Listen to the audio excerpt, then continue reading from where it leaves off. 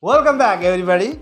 Unlock the power of data science and prepare for career in the high-growth field of data science. In this comprehensive program developed by IBM, and you'll develop the skills, tools, and portfolio to have competitive edge in the job market as an entry-level data scientist in as little as 24 hours of this video. Data science involves gathering, cleaning, organizing, and analyzing data with the goal of extracting helpful insight and predicting exact outcomes. The demand of skilled data scientists who can use data to tell compelling story to inform business decisions has never been greater. You will learn in-demand skills used by professional data scientists, including database, data visualization, statistical analysis, predictivity modeling, machine learning algorithm, and data mining. You'll also work with the latest language tools and libraries, including Python, SQL, Jupyter Notebook, GitHub, RStudio, Pandas, NumPy, scikit-learn, Matplotlib, and more. So let's begin your journey into beginner to data scientist professional. You'll need to start or advance your career in this field. And thanks to IBM for providing grant to make this course possible.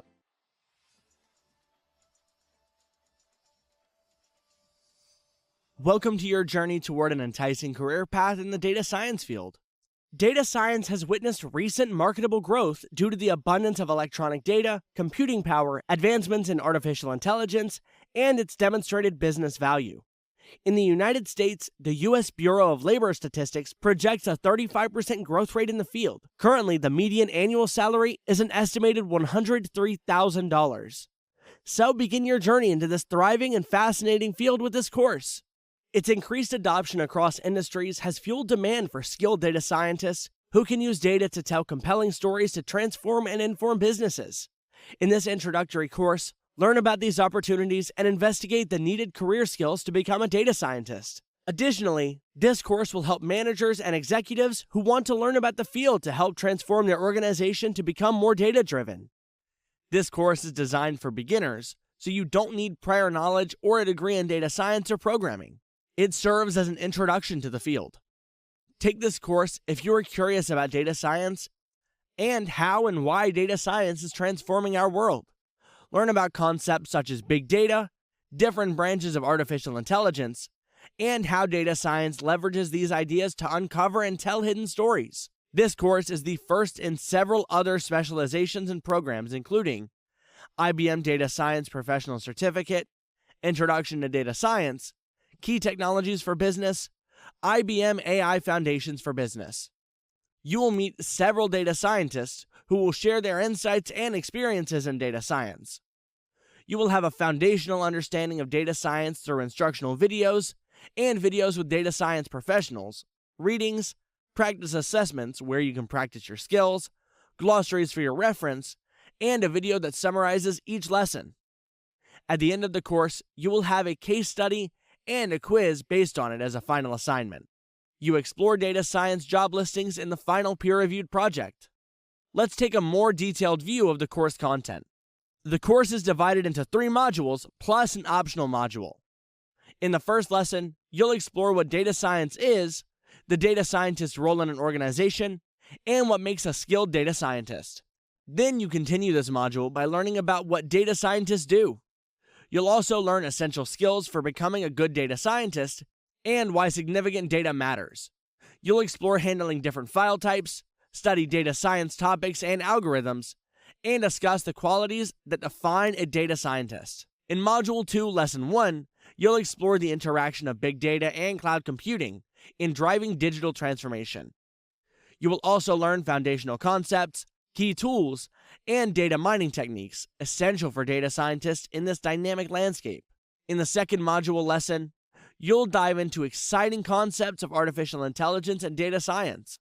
Throughout this module, you will explore artificial intelligence concepts like machine learning and deep learning, gaining valuable insights and skills.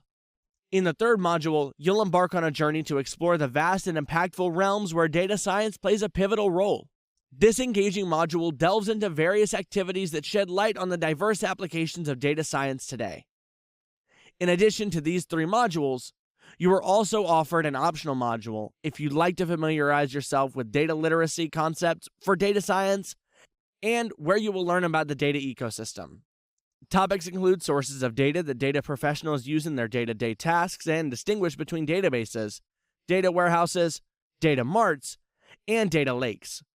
You gain a basic understanding of how data gets processed, such as the extract, transform, and load (ETL) processes, and working with data pipelines.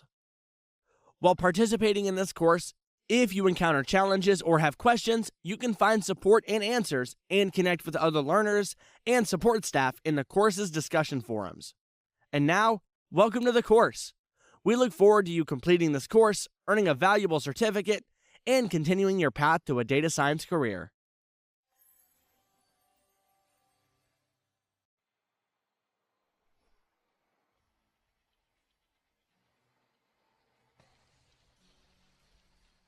Data science is a process, not an event. It is the process of using data to understand different things, to understand the world. For me, is when you have a model or a hypothesis of a problem and you try to validate that hypothesis or model with your data. Data science is the art of uncovering the insights and trends that are hiding behind data. It's when you translate data into a story.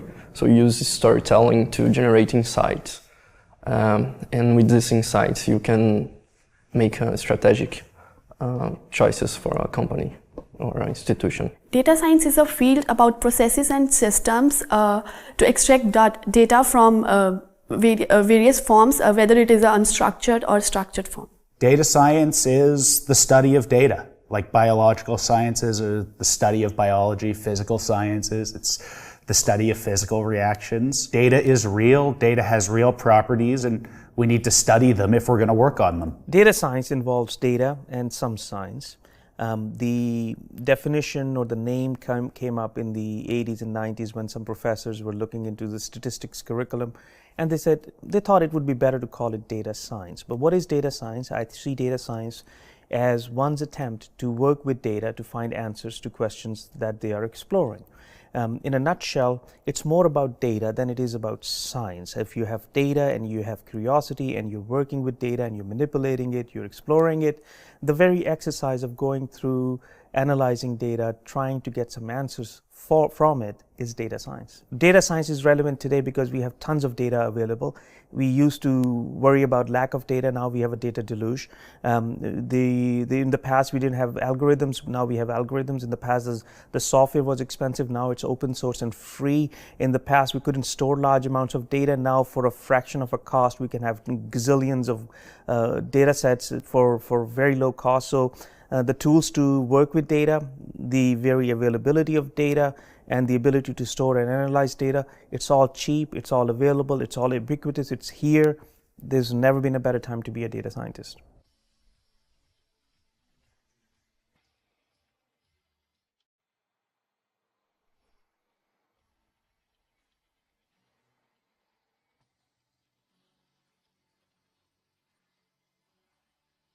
Everyone you ask will give you a slightly different description of what data science is. But most people agree that it has a significant data analysis component.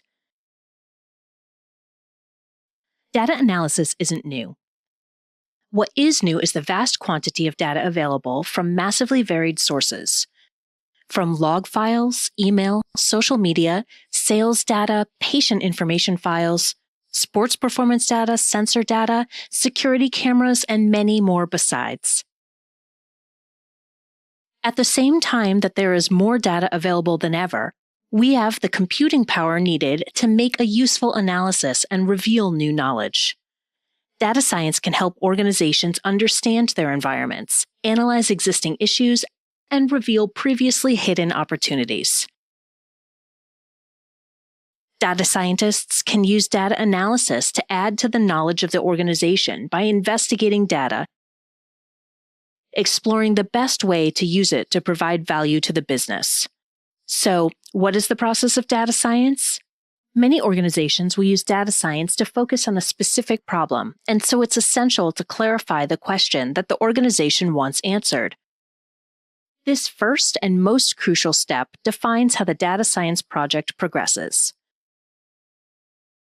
Good data scientists are curious people who ask questions to clarify the business need. The next questions are, what data do we need to solve the problem? And where will that data come from? Data scientists can analyze structured and unstructured data from many sources, and depending on the nature of the problem, they can choose to analyze the data in different ways. Using multiple models to explore the data reveals patterns, archetypes, and outliers.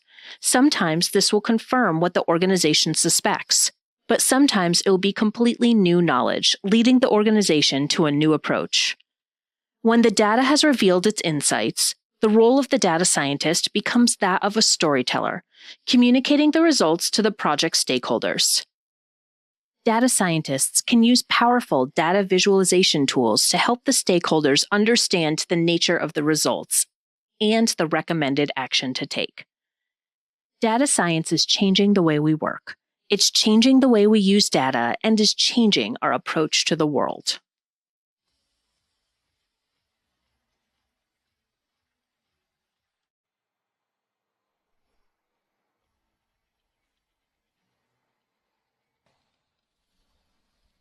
Data science didn't really exist when I was growing up. It's not something that I ever woke up and said, I want to be a data scientist when I grow up. No, it didn't exist. I didn't know I would be working in data science. When I grew up, there isn't that field called data science, and I think it's really new. Data science didn't exist until 2009, 2011. Someone like DJ Patil or Andrew Gilman coined the term.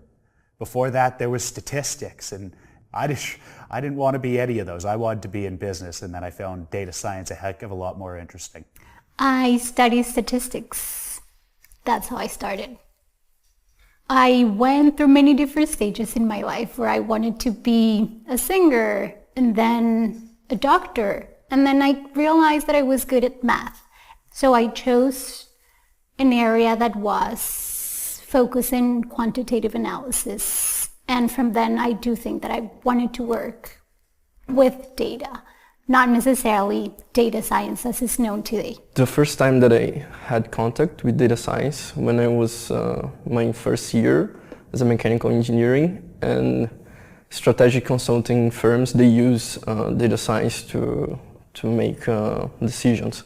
So it was my first contact with data science. I had a complicated problem that I needed to solve, and the usual techniques that we had at the time couldn't help with that problem. I graduated with a math degree in the worst possible time, right after the economic crisis, and you actually had to be useful to get a job. So I went and got a degree in statistics, and then I worked enough jobs that were called data scientists that I suddenly became one. My undergraduate degree was in business, and I majored in politics, philosophy, and economics. And then I did a master's in business analytics at New York University at the Stern School of Business. When I left my undergrad, the first company I joined, it turned out that they were analyzing electronic point of sale data for retail manufacturers. And what we were doing was data science, but we only really started using that term much later. In fact, I'd say 4 or 5 years ago is when we started calling it analytics and data science. I had several options for my internship here in Canada, and one of the options was to work with data science. I used to work with product development, but I think that was a good choice. And then I started my internship with data science. I'm a civil engineer by training, so all engineers work with data. I would say the conventional use of data science in my life started with transportation research. I started building large models, trying to forecast traffic on streets, trying to determine congestion and greenhouse gas emissions or tailpipe emissions. So I think that's where my start was, and I started building these models when I was a graduate student at the University of Toronto, started working with very large data sets, looking at household samples of, say, 150,000 households, 500,000 trips, and that too, I'm speaking from mid-90s, when this was supposed to be a very large data set, but not in today's terms. But that's how I started. I continued working with it, and then I moved to McGill University, where I was a professor of transportation engineering, and I built even bigger data models that involve data and analytics. And so I would say, yes, transportation research brought me to data science.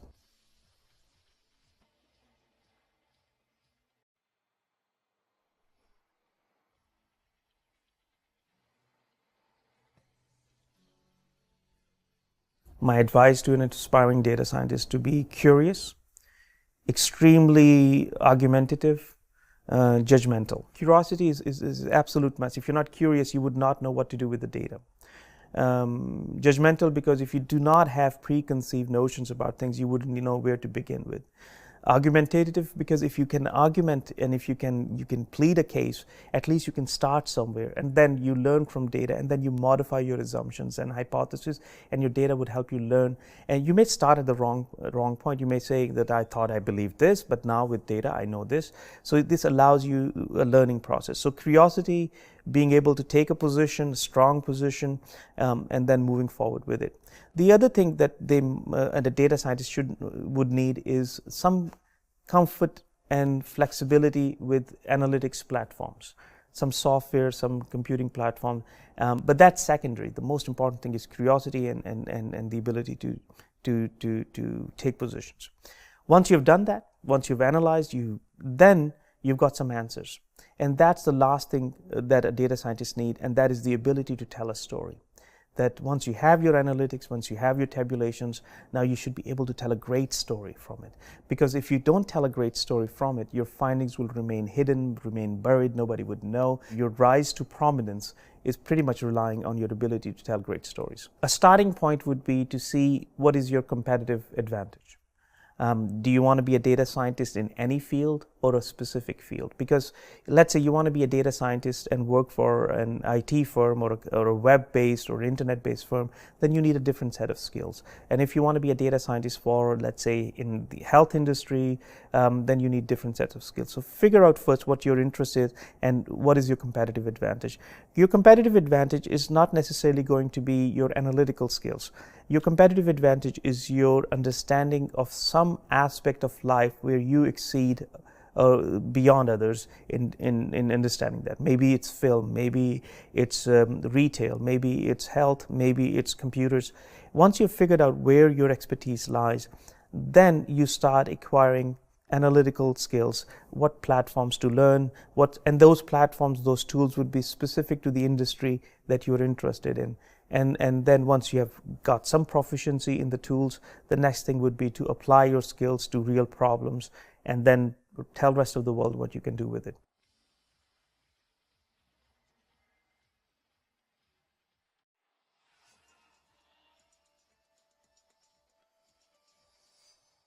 Welcome to Defining Data Science Lesson Summary.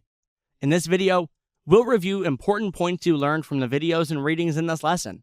We'll also link together the ideas from the resources in this lesson. We will quickly recap what data science is, data scientists' role in an organization, what makes a skilled data scientist, and expert advice on how to acquire these skills. Let's begin. So, what really is data science? Simply put, data science is the study of data. Data science uses data to understand the world around us. Some consider data science an art of uncovering the insights and trends hiding behind data. Data analysis isn't new. Recent data access and enhanced computing power drives new insights and knowledge through analysis. We also have the computing power needed to analyze this data to reveal new knowledge. With the power of computers, we can dig through this information to reveal valuable insights, just like a detective uncovering secrets. Data scientists translate the data into stories to generate insights. These insights aid strategic decision-making for companies or institutions. Similar to biological or physical sciences, data science deals with structured and unstructured data. The process of gleaning insights from data includes clarifying the problem, data collection, analysis, pattern recognition, storytelling, and visualization. According to Professor Murtaza Haider from the Ted Rogers School of Management, curiosity, argumentation, and judgment are vital for data scientists. Curiosity helps you explore data and come up with meaningful questions. Good, sound, reasonable arguments help you explain your findings after learning from the data, compelling the listener to adjust their ideas based on the new information.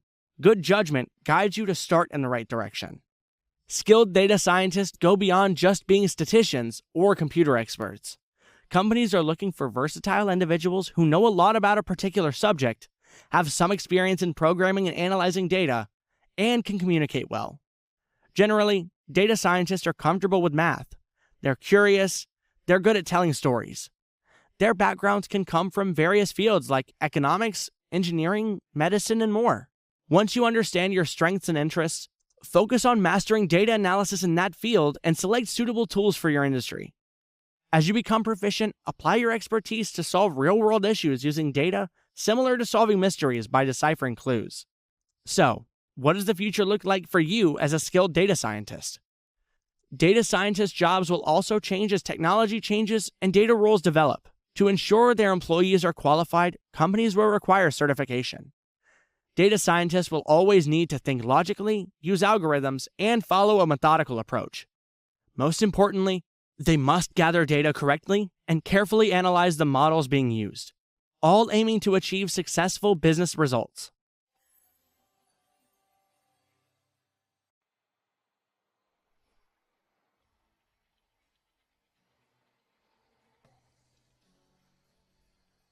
I've built a recommendation engine before as part of a large organization and worked through all types of engineers and accounted for different parts of the problem. It's one of the ones I'm most happy with because ultimately I came up with a very simple solution that was easy to understand from all levels, from the executives to the engineers and developers. Ultimately, it was just as efficient as something really complex that I could have spent a lot more time on.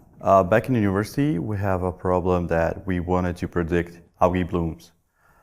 These algae blooms could cause a rise in toxicity of the water, and it could cause problems to the water treatment company. We couldn't predict with our chemical engineering background, so we use artificial neural networks to predict when these blooms will occur, so the water treatment companies could better handle this problem. In Toronto, the public transit is operated by Toronto Transit Commission. We call them TTC. It's one of the largest transit authorities in the region in North America. And one day they contacted me and said, we have a problem. And I said, okay, what's the problem? I said, well, we have complaints data and we would like to analyze it and we need your help. I said, fine, I'll be very happy to help.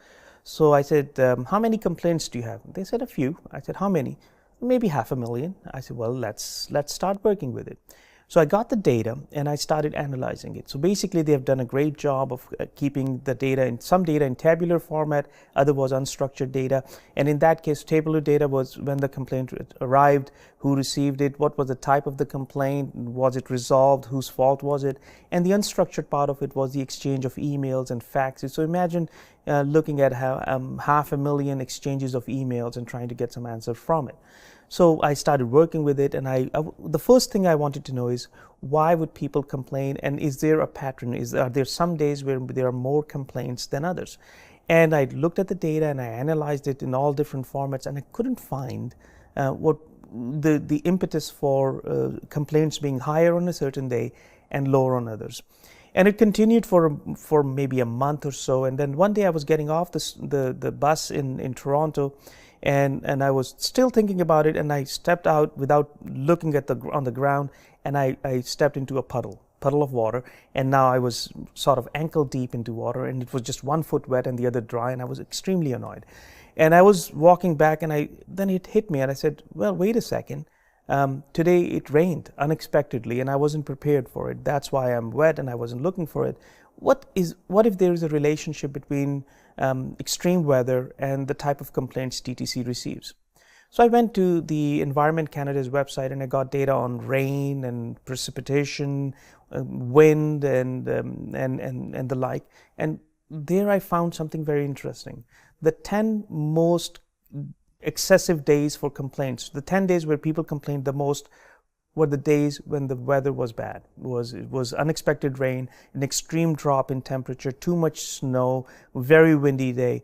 So I went back to the TTC's executives and I said, I've got good news and bad news.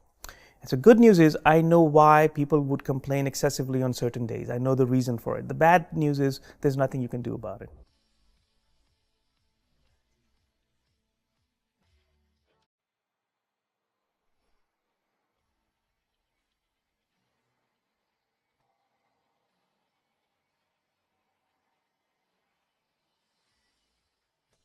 I'm Norman White. I'm a clinical faculty member in the IOMS department, Information Operations and Management Science department here at Stern.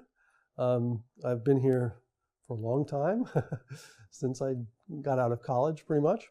I'm sort of a techie, geeky kind of person. I really like to play with technology in my spare time. I'm currently faculty director of the Stern Center for Research Computing, in which we have a private cloud that runs lots of different kinds of systems. Many of our faculty or PhD students who need specialized hardware and software will come to us. We'll spin up a machine for them, configure it, help them and advise on them. And a lot of the data scientists, or virtually all the data scientists at Stern, use our facilities. And their PhD students use them a lot. I have an undergraduate degree in applied physics. And while I was an undergrad, I took a number of economics courses. So I ended up deciding to go to business school. But I had, this was in the early days of computers. And I had gotten interested in computers. And I came to Stern, which was then NYU Business School downtown, and they had a little computer center, and I decided that I was going to learn two things while I was there. One, I was going to learn how to program. I'd taken one programming course in college, and I was going to learn how to touch type. I never did learn how to touch type.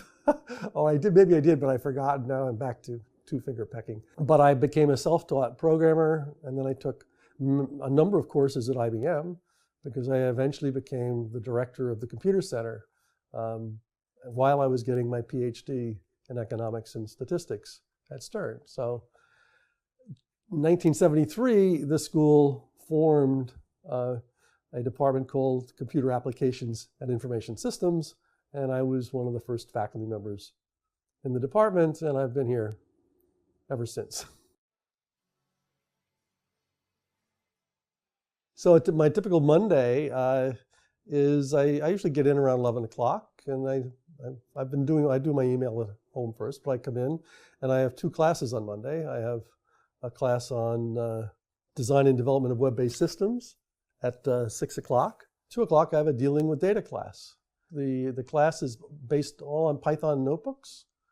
So we start with sort of the basics of Unix and Linux, just to get the students used to that. We move on to some Python, some regular expressions, a lot of relational databases, some Python pandas, which is sort of like R for Python, lets you do mathematical and statistical calculations in Python. And then I end up with big data, for which, as you probably know, I'm an evangelist. And the students have weekly homeworks. I put them in teams, and they have to do a big project at the end of the term, and they do some really cool things. Yes, in fact, the whole course is taught using Jupyter Notebooks. Every student has their own virtual machine on Amazon Web Services, so we pre-configure all the machines, and they get a standard image that has all of the materials for the course either loaded on it, or in a Jupyter Notebook there are the commands to download it or update the server with the right software. So everybody's in the same environment. It doesn't matter whether they have a Mac or a Windows machine or how old it is. Everybody can do everything in the class.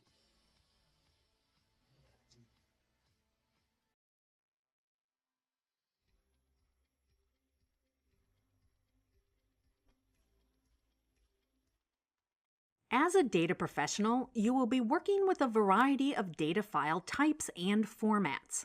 It is important to understand the underlying structure of file formats along with their benefits and limitations. This understanding will support you to make the right decisions on the formats best suited for your data and performance needs.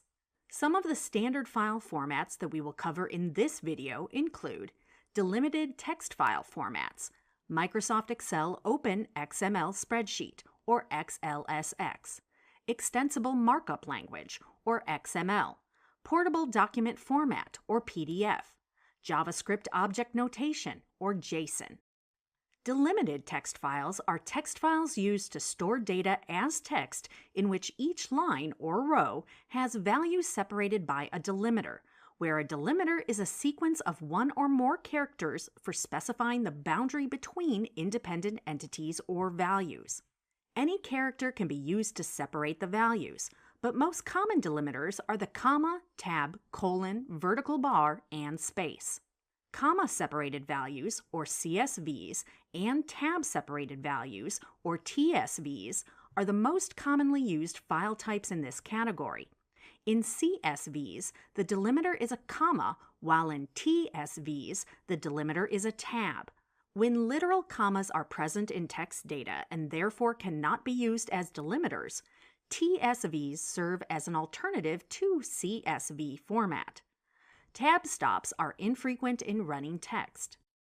Each row or horizontal line in the text file has a set of values separated by the delimiter and represents a record. The first row works as a column header, where each column can have a different type of data. For example, a column can be of date type, while another can be a string or integer type data. Delimited files allow field values of any length and are considered a standard format for providing straightforward information schema. They can be processed by almost all existing applications. Delimiters also represent one of various means to specify boundaries in a data stream. Microsoft Excel Open XML Spreadsheet, or XLSX, is a Microsoft Excel Open XML file format that falls under the spreadsheet file format. It is an XML-based file format created by Microsoft. In an XLSX, also known as a workbook, there can be multiple worksheets, and each worksheet is organized into rows and columns, at the intersection of which is the cell. Each cell contains data. XLSX uses the open file format, which means it is generally accessible to most other applications. It can use and save all functions available in Excel and is also known to be one of the more secure file formats as it cannot save malicious code. Extensible Markup Language, or XML, is a markup language with set rules for encoding data. The XML file format is both readable by humans and machines. It is a self-descriptive language designed for sending information over the internet. XML is similar to HTML in some respects, but also has differences. For example, an XML does not use predefined tags like HTML does. XML is platform independent and programming language independent, and therefore simplifies data sharing between various systems. Portable Document Format, or PDF, is a file format developed by Adobe to present documents independent of application software, hardware, and operating systems, which means it can be viewed the same way on any device. This format is frequently used in legal and financial documents and can also be used to fill in data such as forms. JavaScript Object Notation, or JSON, is a text-based open standard designed for transmitting structured data over the web. The file format is a language-independent data format that can be read in any programming language. JSON is easy to use. is compatible with a wide range of browsers, and is considered as one of the best tools for sharing data of any size and type, even audio and video. That is one reason many APIs and web servers return data as JSON.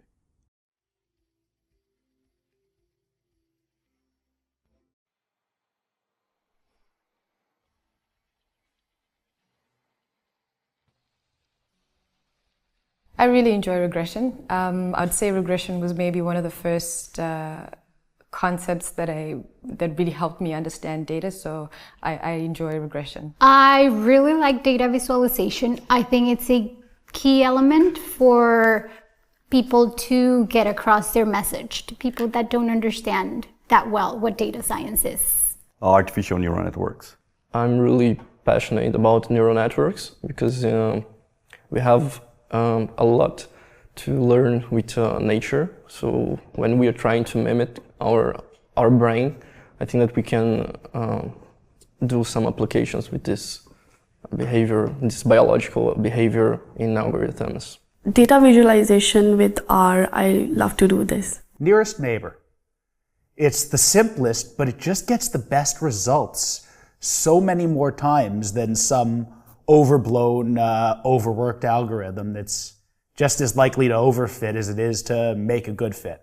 So structured data is more like tabular data, things that you're familiar with in Microsoft Excel format. You've got rows and columns, and that's called structured data. Unstructured data is basically data that is coming mostly from web, where it's not tabular. It's not in rows and columns, it's text, sometimes it's video and audio. So you would have to deploy more sophisticated algorithms to extract data. And in fact, a lot of times we take unstructured data and spend a great deal of time and effort to get some structure out of it and then analyze it. So if you have something which fits nicely into tables and columns and rows, go ahead, that's your structured data. But if you see if it's a weblog, or if you're trying to get information out of web pages and you've got a gazillion web pages, that's unstructured data that would require a little bit more effort to get the information out of it. There are thousands of books written on regression and millions of lectures delivered on regression.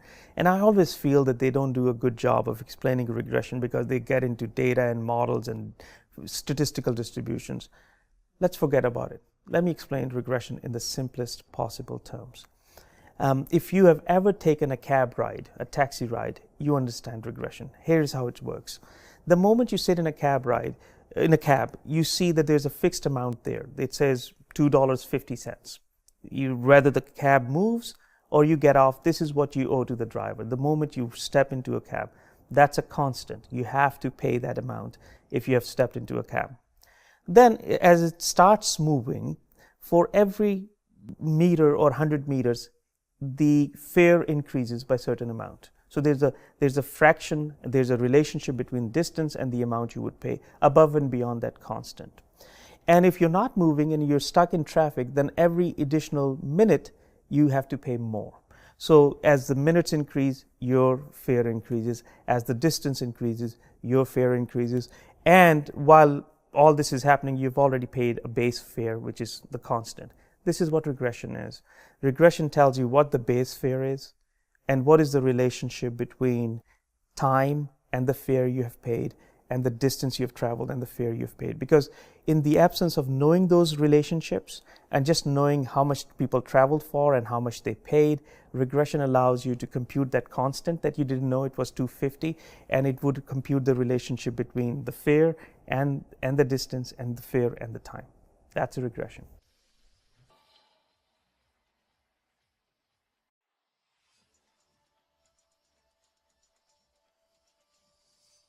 Welcome to a realm where data isn't just numbers. It's the gateway to innovation, discovery, and the endless possibilities that lie ahead. To understand the heart and soul of a data scientist world, let's review what data scientists do, as discussed in the readings and videos from this lesson. Data scientists investigate and find explanations for many problems. For example, Dr. Mortaza Haider found an explanation for why 500,000 customers complained about public transit in Toronto. After much investigation, he found a relationship between unexpected bad weather events and the number of complaints on that particular day. Data scientists may tackle environmental challenges, such as predicting algae blooms to prevent water toxicity. By harnessing data and the prowess of artificial neural networks, data scientists can help water treatment companies safeguard the ecosystem.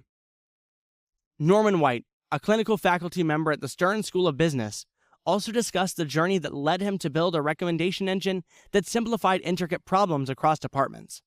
This underscores the essence of data science, solving real-world issues with innovative solutions. Education serves as a cornerstone, equipping future data scientists with essential skills. Dr. White's classroom comes alive with Python notebooks, revealing the secrets of Unix, Linux, relational databases, and powerful tools like pandas. Dr. Vincent Granville, an author on data science, lists algebra, calculus, and training in probability and statistics as necessary educational backgrounds to be a data scientist. He distinguishes between a statistician and a data scientist. A data scientist uses statistics, but is not only a statistician.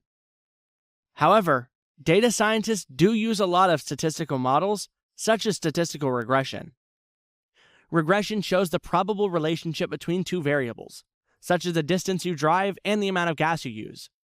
Data scientists also utilize machine learning algorithms such as nearest neighbor to process what much of the media refers to as big data. The term should be used with caution.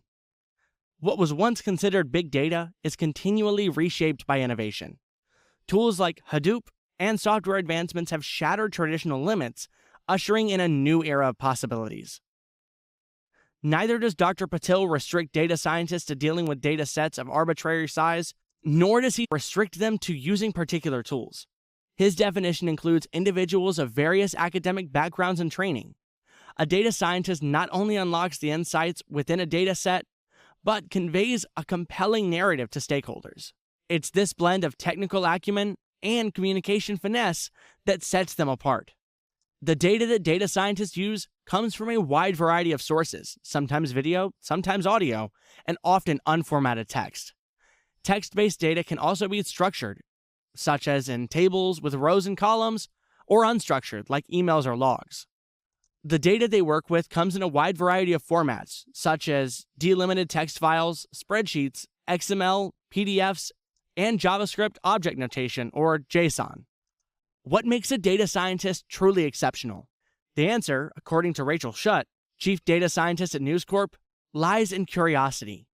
A successful data scientist is a blend of computer scientist, software engineer, and statistician. Their ability to transform unstructured solutions into structured insights defines their prowess. As we reflect on the insights from A Day in the Life of a Data Scientist, we realize that data science isn't just a profession. It's a journey of exploration, innovation, and storytelling. The world of data is vast, and the data scientist, armed with skills, curiosity, and determination, navigates it to unravel the extraordinary.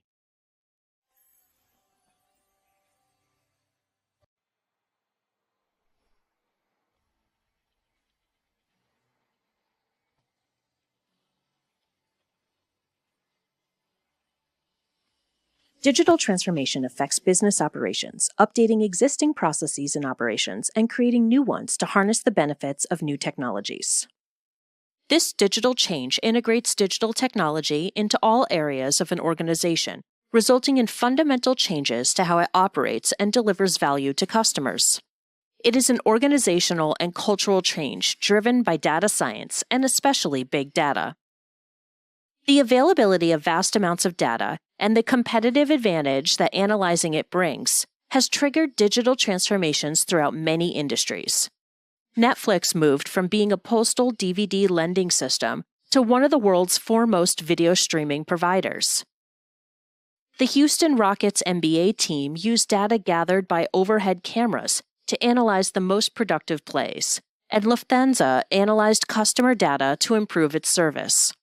Organizations all around us are changing to their very core. Let's take a look at an example to see how big data can trigger a digital transformation, not just in one organization, but in an entire industry. In 2018, the Houston Rockets, a National Basketball Association, or NBA team, raised their game using big data. The Rockets were one of 4 NBA teams to install a video tracking system which mined raw data from games. They analyzed video tracking data to investigate which plays provided the best opportunities for high scores, and discovered something surprising. Data analysis revealed that the shots that provide the best opportunities for high scores are 2-point dunks from inside the 2-point zone and 3-point shots from outside the 3-point line, not long-range 2-point shots from inside it. This discovery entirely changed the way the team approached each game, increasing the number of 3-point shots attempted. In the 2017-18 season, the Rockets made more 3-point shots than any other team in NBA history, and this was a major reason they won more games than any of their rivals. In basketball, big data changed the way teams try to win, transforming the approach to the game. Digital transformation is not simply duplicating existing processes in digital form. The in-depth analysis of how the business operates helps organizations discover how to improve their processes and operations, and harness the benefits of integrating data science into their workflows. Most organizations realize that digital transformation will require fundamental changes to their approach towards data, employees, and customers, and it will affect the organizational culture. Digital transformation impacts every aspect of the organization, so it is handled by decision makers at the very top levels to ensure success. The support of the Chief Executive Officer is crucial to the digital transformation process, as is the support of the Chief Information Officer and the emerging role of Chief Data Officer. But they also require support from the executives who control budgets, personnel decisions, and day-to-day priorities. This is a whole organization process. Everyone must support it for it to succeed. There is no doubt dealing with all the issues that arise in this effort requires a new mindset, but digital transformation is the way to succeed now and in the future.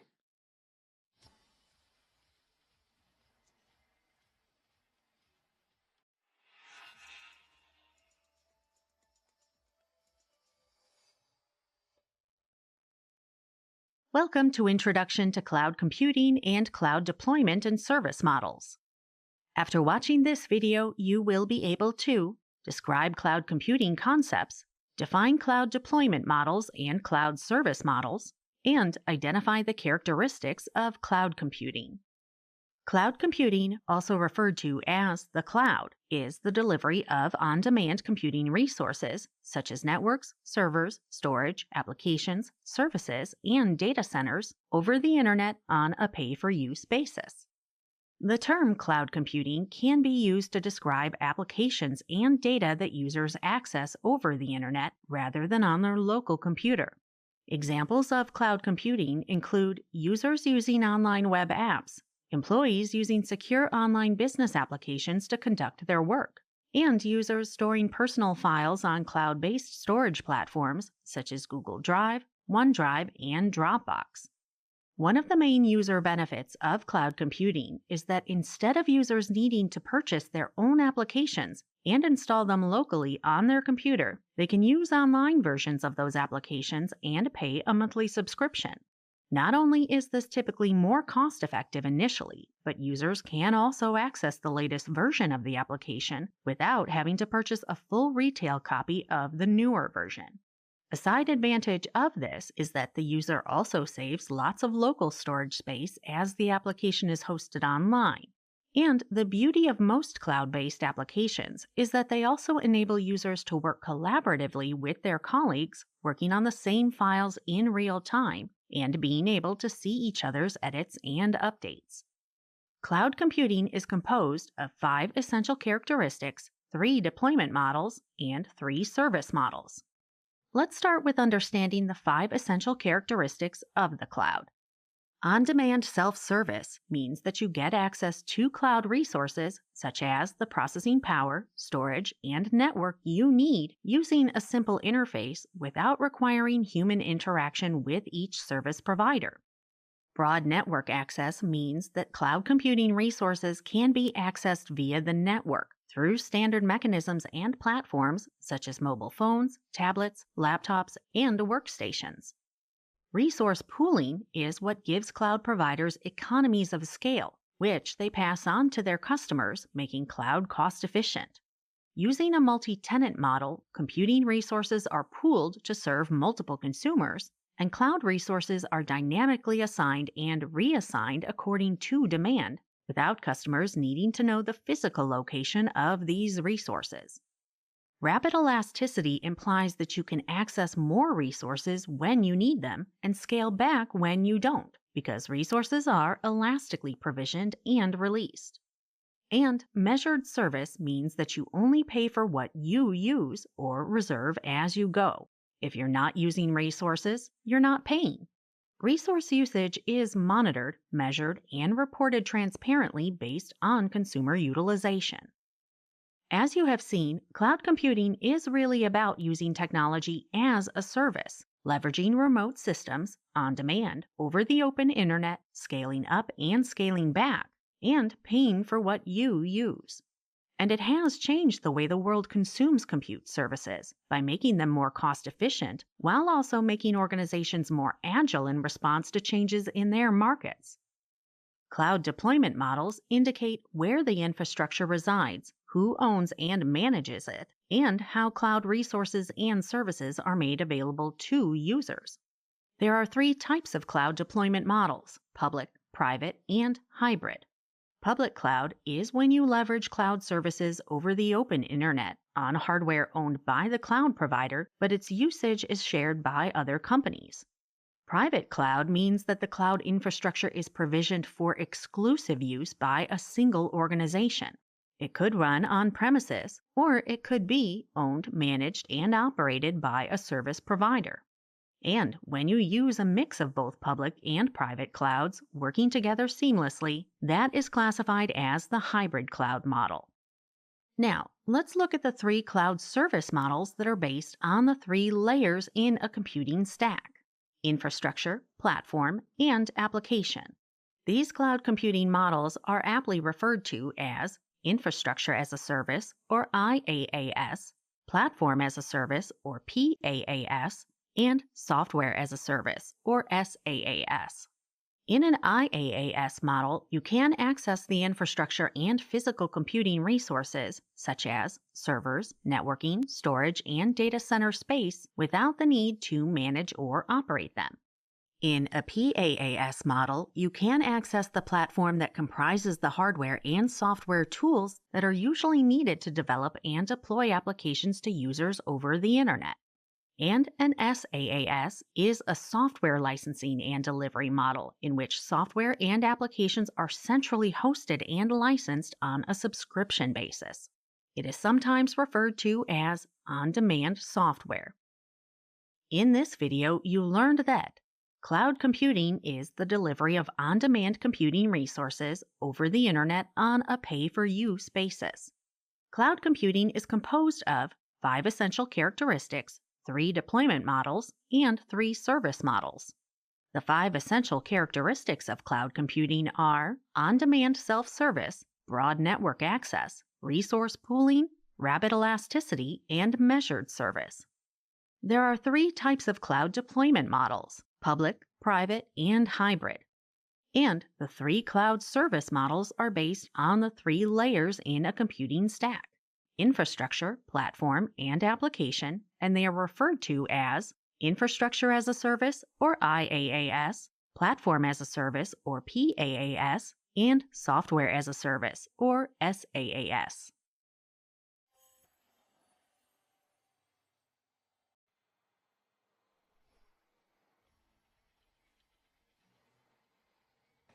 Cloud it's a godsend for data scientists, primarily because you're able to take your data, take your information, and put it in the cloud, put it in a central storage system. It allows you to bypass the physical limitations of the computers and the systems you're using, and it allows you to deploy the analytics and storage capacities of advanced machines that do not necessarily have to be your machine or your company's machine. Cloud allows you not just to store large amounts of data on servers somewhere in California or in Nevada, but it also allows you to deploy very advanced computing algorithms and the ability to do high performance computing using machines that are not yours. So think of it as you have some information, you can't store it, so you send it to storage space, let's call it cloud, and the algorithms that you need to use, you don't have them with you, but then on the cloud, you have those algorithms available. So what you do is you deploy those algorithms on very large data sets, and you're able to do it even though your own systems, your own machines, your own computing environments were not allowing you to do so. So cloud is beautiful.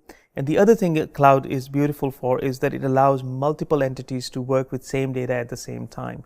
So you can be working with the same data that your colleagues in, say, Germany, and another team in India, and another team in Ghana, they are collectively working, and they are able to do so because the information and the algorithms and the tools and the answers and the results, whatever they needed, is available at a central place, which we call cloud. So cloud is beautiful. Using the cloud enables you to get instant access to open source technologies like Apache Spark without the need to install and configure them locally. Using the cloud also gives you access to the most up-to-date tools and libraries without the worry of maintaining them and ensuring that they are up to date. The cloud is accessible from everywhere and in every time zone. You can use cloud-based technologies from your laptop, from your tablet, and even from your phone, enabling collaboration more easily than ever before. Multiple collaborators or teams can access the data simultaneously, working together on producing a solution. Some big tech companies offer cloud platforms, allowing you to become familiar with cloud-based technologies in a pre-built environment. IBM offers the IBM Cloud, Amazon offers Amazon Web Services or AWS, and Google offers Google Cloud Platform. IBM also provides Skills Network Labs or SN Labs to learners registered at any of the learning portals on the IBM Developer Skills Network, where you have access to tools like Jupyter Notebooks and Spark clusters, so you can create your own data science project and develop solutions. With practice and familiarity, you will discover how the cloud dramatically enhances productivity for data scientists.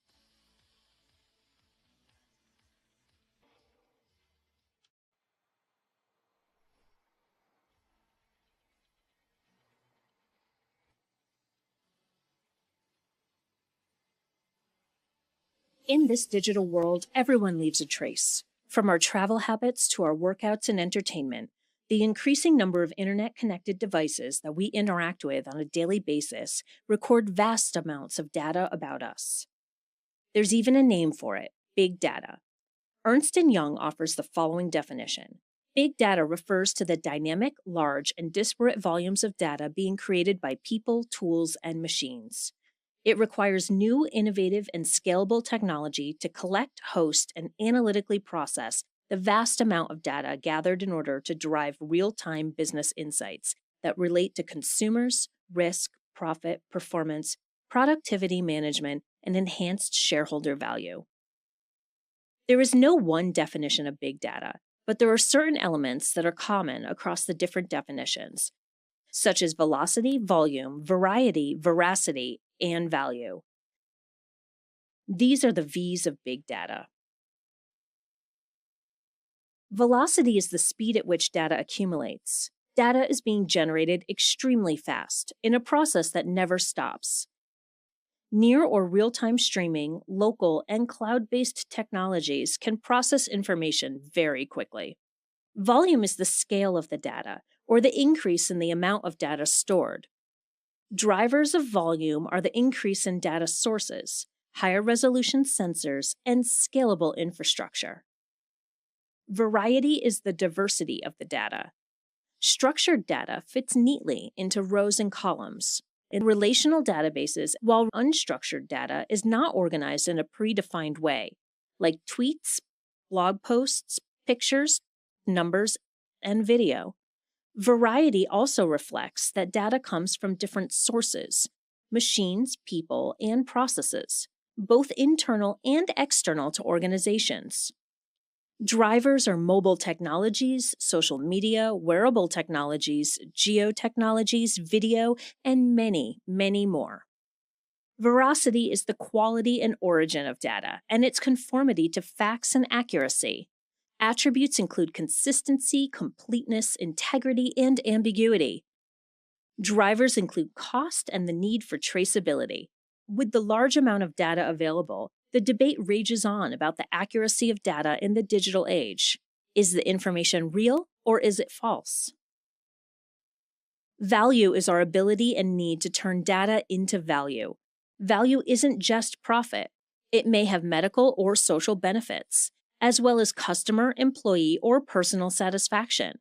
The main reason that people invest time to understand big data is to derive value from it. Let's look at some examples of the V's in action. Velocity. Every 60 seconds, hours of footage are uploaded to YouTube, which is generating data. Think about how quickly data accumulates over hours, days, and years. Volume. The world population is approximately 7 billion people, and the vast majority are now using digital devices, mobile phones, desktop and laptop computers, wearable devices, and so on. These devices all generate, capture, and store data, approximately 2.5 quintillion bytes every day. That's the equivalent of 10 million Blu-ray DVDs. Variety. Let's think about the different types of data: text, pictures, film, sound, health data from wearable devices, and many different types of data from devices connected to the Internet of Things. Veracity. 80% of data is considered to be unstructured, and we must devise ways to produce reliable and accurate insights. The data must be categorized, analyzed, and visualized. Data scientists today derive insights from big data and cope with the challenges that these massive data sets present. The scale of the data being collected means that it's not feasible to use conventional data analysis tools. However, alternative tools that leverage distributed computing power can overcome this problem. Tools such as Apache Spark, Hadoop, and its ecosystem provides ways to extract, load, analyze, and process the data across distributed compute resources, providing new insights and knowledge. This gives organizations more ways to connect with their customers and enrich the services they offer.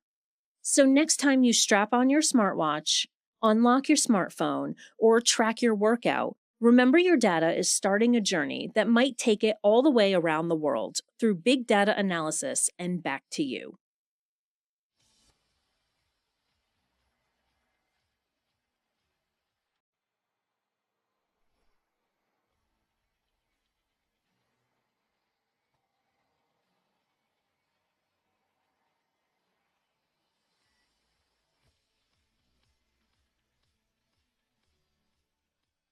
Everybody knows how to program at least a little bit.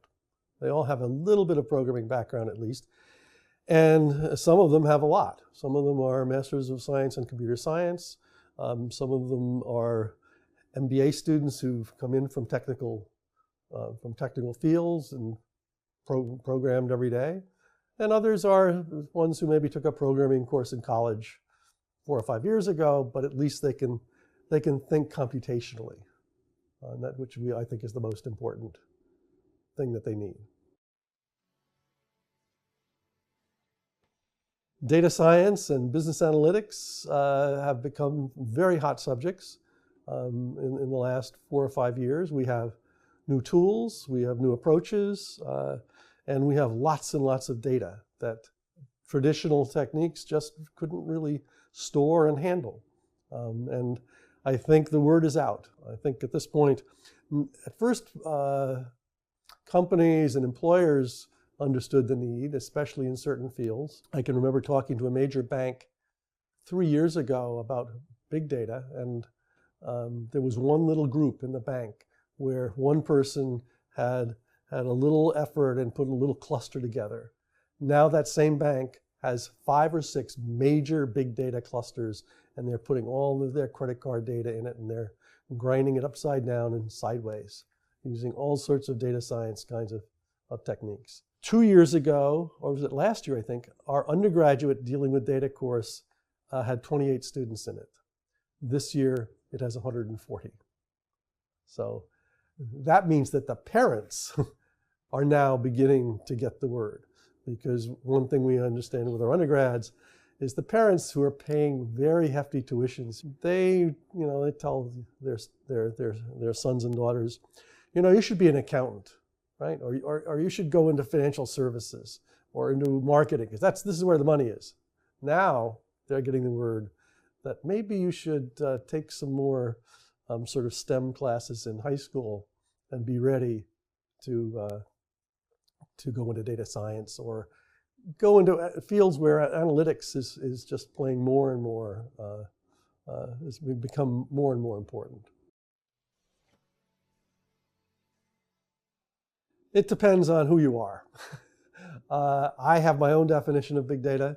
My definition of big data is data that is large enough and has enough volume and velocity that you cannot handle it with traditional database systems. Some of our statisticians think big data is something you can't fit on a thumb drive. Big data, to me, was started by Google. When Google tried to figure out how they were, when Larry Page and Sergey Brin wanted to basically figure out how to solve their PageRank algorithm, there was nothing out there. They were trying to store all of the web pages in the world, and there was no technology, there was no way to do this, and so they went out and developed this approach, which is now Hadoop has copied it, but this is where all these large big data clusters are found. But big data has now also expanded into how do you analyze. There are new analytical techniques and statistical techniques for handling these really, really, really large data sets. We'll probably get to deep learning at some point along here. But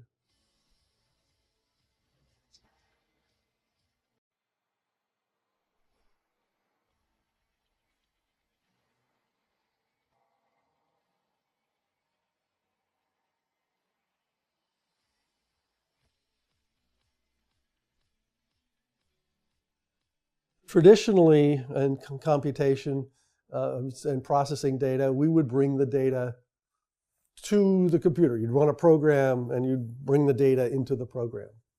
In a big data cluster, what Larry Page and Sergey Brin came up with, this pretty simple, is they took the data and they sliced it into pieces, and they distributed each, and they replicated each piece or triplicated each piece, and they would send the pieces of these files to thousands of computers. First it was hundreds, but then now it's thousands, now it's tens of thousands.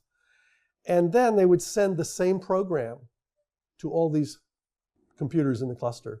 And each computer would run the program on its little piece of the file and send the results back. The results would then be sorted, and those results would then be redistributed back to another process. The first process is called a map or a mapper process, and the second one was called a reduce process. Fairly simple concepts, but it turned out that you could do lots and lots of different kinds of, handle lots and lots of different kinds of problems in very, very, very large data sets. So the one thing that's nice about these big data clusters is they scale linearly. You add twice as many servers and you get twice the performance and you can handle twice the amount of data. So this broke a bottleneck for all the major social media companies. Yahoo then got on board. Yahoo hired someone named Doug Cutting, who had been working on a clone or a copy of the Google Big Data architecture, and that's now called Hadoop. And if you Google Hadoop, you'll see that it's a now very popular term. And there are many, many, many, if you look at the big data ecology, there are hundreds, if not thousands of companies out there that have some kind of footprint in the big data world. Most of the components of data science have been around for many, many, many, many decades. but they're all coming together now with some new nuances, I guess. At the bottom of data science, you see probability and statistics. You see algebra, linear algebra. You see programming, and you see databases. They've all been here. But what's happened now is we now have the computational capabilities to apply some new techniques, machine learning, where now we can take really large data sets, and instead of taking a sample and trying to test some hypothesis, we can take really, really large data sets and look for patterns. And so back off one level from hypothesis testing to finding patterns that maybe will generate hypotheses. Now this can bother some very traditional statisticians and gets them really annoyed sometimes that you're supposed to have a hypothesis that is independent of the data, and then you test it. So once some of these machine learning techniques were really the only way you could analyze some of these really large social media data sets. So what we've seen is that the combination of traditional traditional areas, computer science, probability, statistics, mathematics, all coming together in this thing that we call decision sciences. Our department at Stern, I'll give a little plug here, we happen to have been very well situated among business schools because we're one of the few business schools that has a real statistics department with real PhD level statisticians in it. We have an operations management department and an information systems department. So we have a wide range of computer scientists to statisticians to operations researchers. And so we were like perfectly positioned, as a couple of other business schools were, to jump onto this bandwagon and say, okay, this is decision sciences. And Foster Provo, who's in my department, was the first director of the NYU Center for Data Science. 4 years ago, maybe 5 years ago. I mean, this is one of those cases where you can just go to Google and search for data science and see how often it occurred, and you'll see almost nothing, and then just a spike. The same thing you would see with big data about 7 or 8 years ago. So data science is a term I hadn't heard of probably 5 years ago.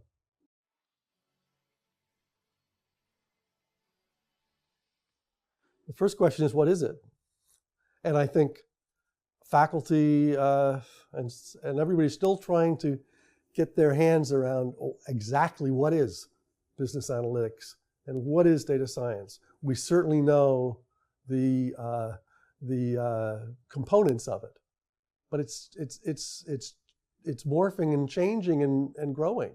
I mean, in the last 3 years, deep learning has just been added into the mix. Neural networks have been around for 20 or 30 years. 20 years ago, I would teach neural networks in a class, and you really couldn't do very much with them. And now, some researchers have come up with multi-layer neural networks in Toronto, in particular, at the University of Toronto. And that technology is now rapidly expanding. It's being used by Google, by Facebook, by lots of companies.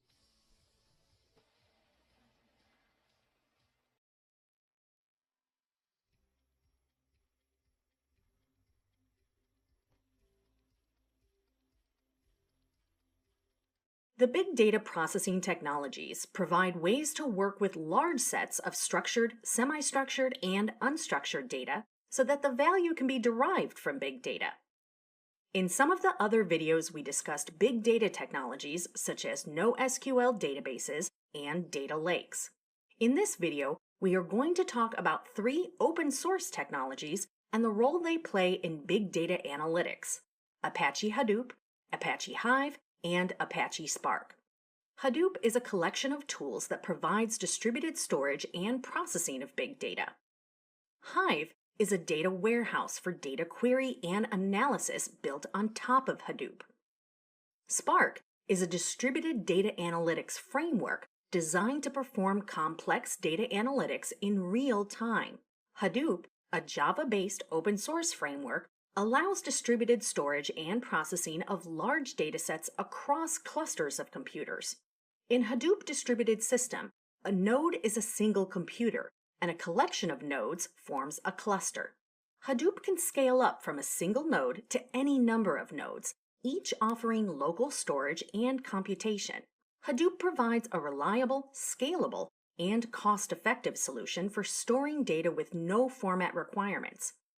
Using Hadoop, you can incorporate emerging data formats such as streaming audio, video, social media sentiment, and clickstream data along with structured, semi-structured, and unstructured data not traditionally used in a data warehouse. Provide real-time, self-service access for all stakeholders. Optimize and streamline costs in your enterprise data warehouse by consolidating data across the organization and moving cold data, that is, data that is not in frequent use, to a Hadoop-based system.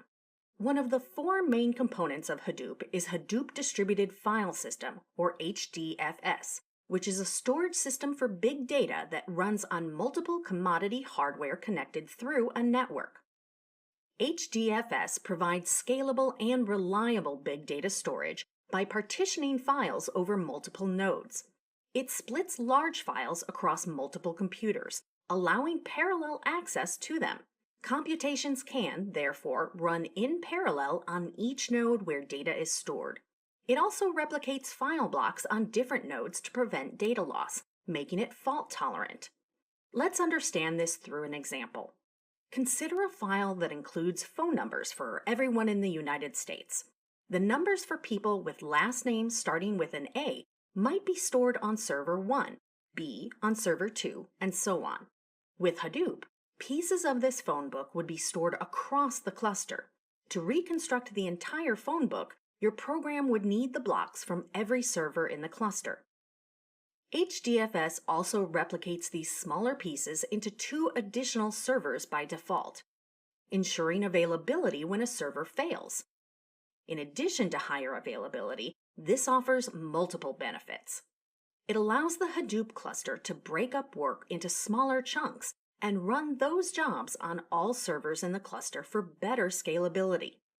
Finally, you gain the benefit of data locality, which is the process of moving the computation closer to the node on which the data resides. This is critical when working with large datasets because it minimizes network congestion and increases throughput.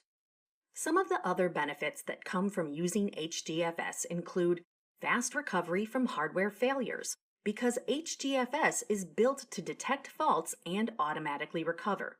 Access to streaming data, because HDFS supports high data throughput rates. Accommodation of large data sets, because HDFS can scale to hundreds of nodes or computers in a single cluster. Portability, because HDFS is portable across multiple hardware platforms and compatible with a variety of underlying operating systems.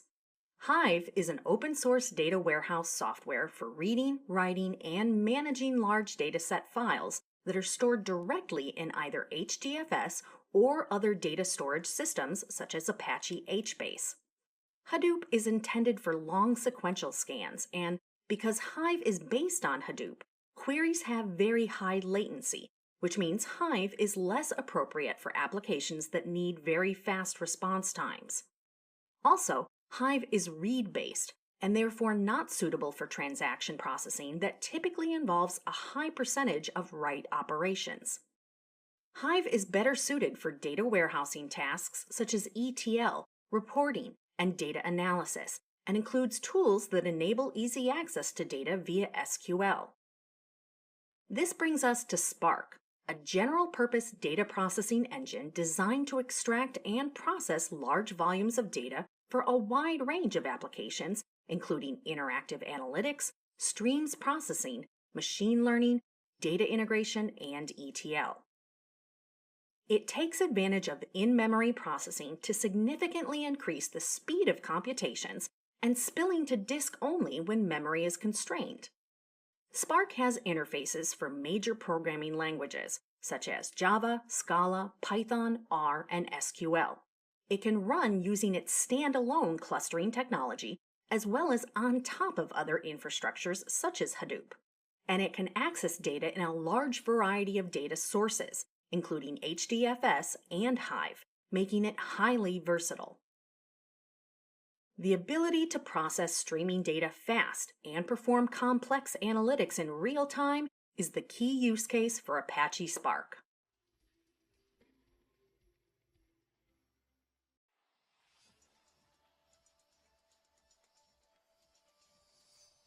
Welcome to the Big Data and Data Mining Lesson Summary video.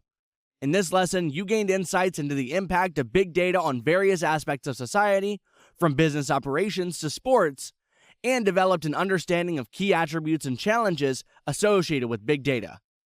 In this video, we will recap fundamentals of big data and how big data drives digital transformation, how data scientists leverage the essential characteristics of the cloud to gain insights from big data, the data mining process, and common tools used to process big data. The availability of vast amounts of data, resulting in what we now call big data, is driving transformation in business and industry, and consequently, how we live our daily lives. Organizations realize that we require fundamental changes to their approach to business, impacting every aspect of the organization. The availability of so many disparate amounts of data created by people, tools, and machines requires new, innovative, and scalable technology. Big data drives us to derive real-time business insights relating to consumers, risk, profit, performance productivity management, and ultimately enhancing business values. Not everyone agrees on the definition of big data, but people generally agree on the 5 characteristics of this data: value, volume, velocity, variety, and veracity. People expect investing time in studying big data will create value. Volume refers to the scale of the data. Drivers of volume include increasing collectible data sources and scalable infrastructure. Velocity indicates ever-increasing sources of non-stop processes that generate data quickly. Variety reflects that related data comes from different sources, both structured and unstructured. Veracity refers to the quality and origin of data, and that it accurately conforms to facts. The development of cloud and cloud technologies enables us to work with big data. Cloud refers to the delivery of on-demand computing resources on a pay-for-use basis. Cloud computing has 5 essential characteristics: on-demand, network access, resource pooling, elasticity, and measured service. On-demand means access to processing power, storage, and network that you need. These computing resources can be accessed via a network with internet access.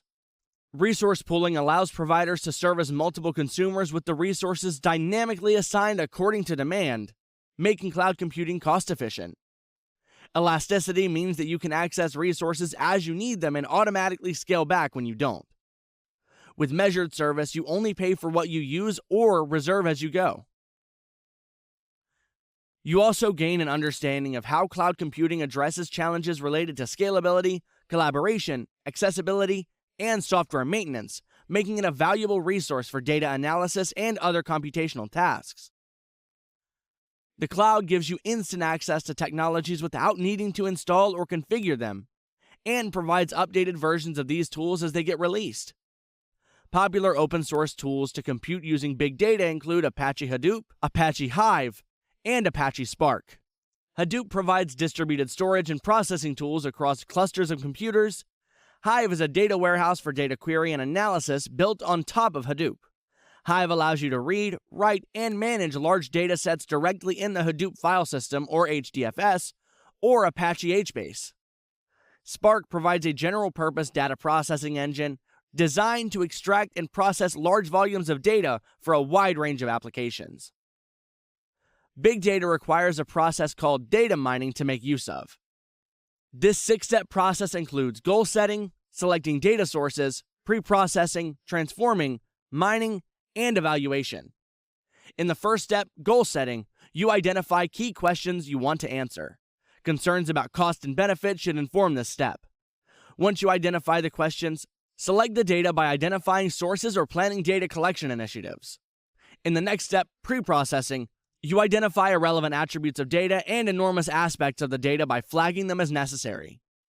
After pre-processing, you transform the data by determining the appropriate format to store the data. Now you get to mine the data, which includes determining analysis methods and the machine learning algorithms you will use to process the data. Once the data has been mined, you finally must evaluate your outcomes by testing the predictive capabilities of the models on the observed data to find effectiveness and efficiency of your algorithms. In addition, you share your results with stakeholders. This entire process should be conducted iteratively, as your results from this iteration will inform further data mining efforts. In summary, big data characteristics that data scientists agree on, even though they might not agree on the exact definition, include value, volume, velocity, and veracity. Data with these qualities is driving transformation across industries and in our daily lives. In large part, cloud technologies enable us to handle big data because they provide ubiquitous access to computational power and storage capacity. Open-source cloud-based tools such as Hadoop, Hive, and Spark leverage these advantages, allowing us to effectively and efficiently mine big data.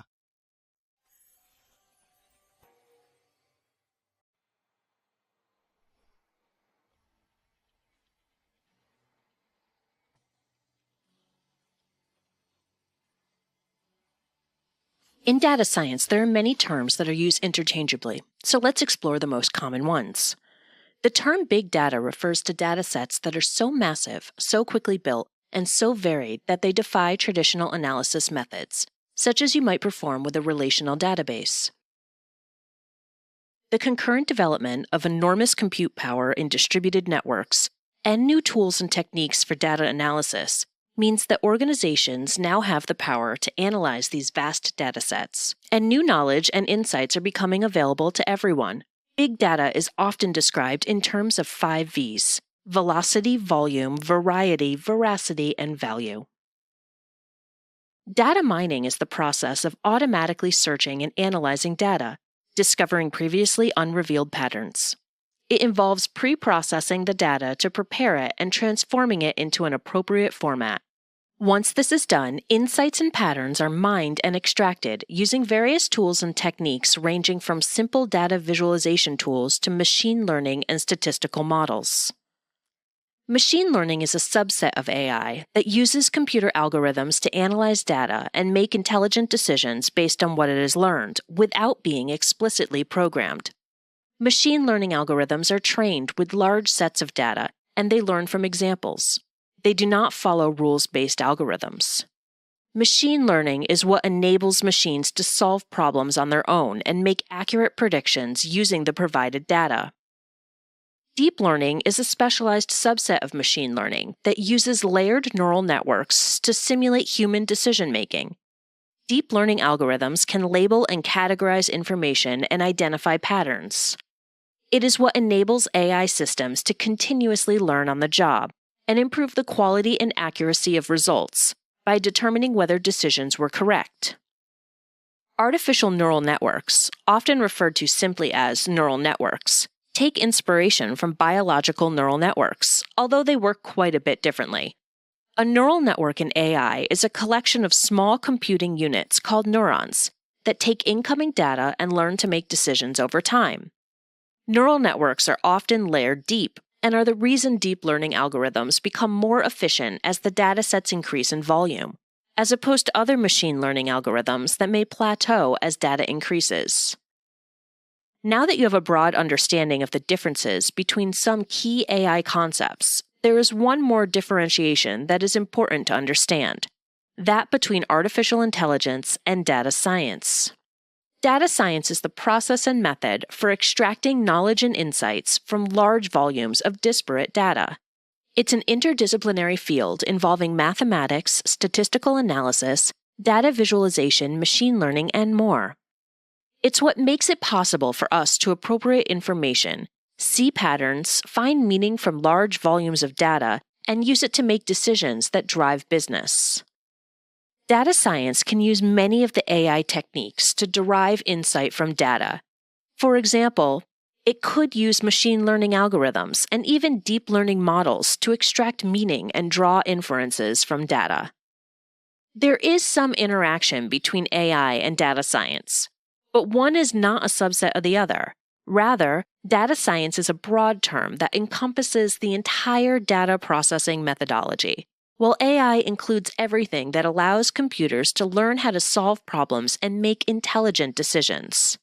Both AI and data science can involve the use of big data, that is, significantly large volumes of data.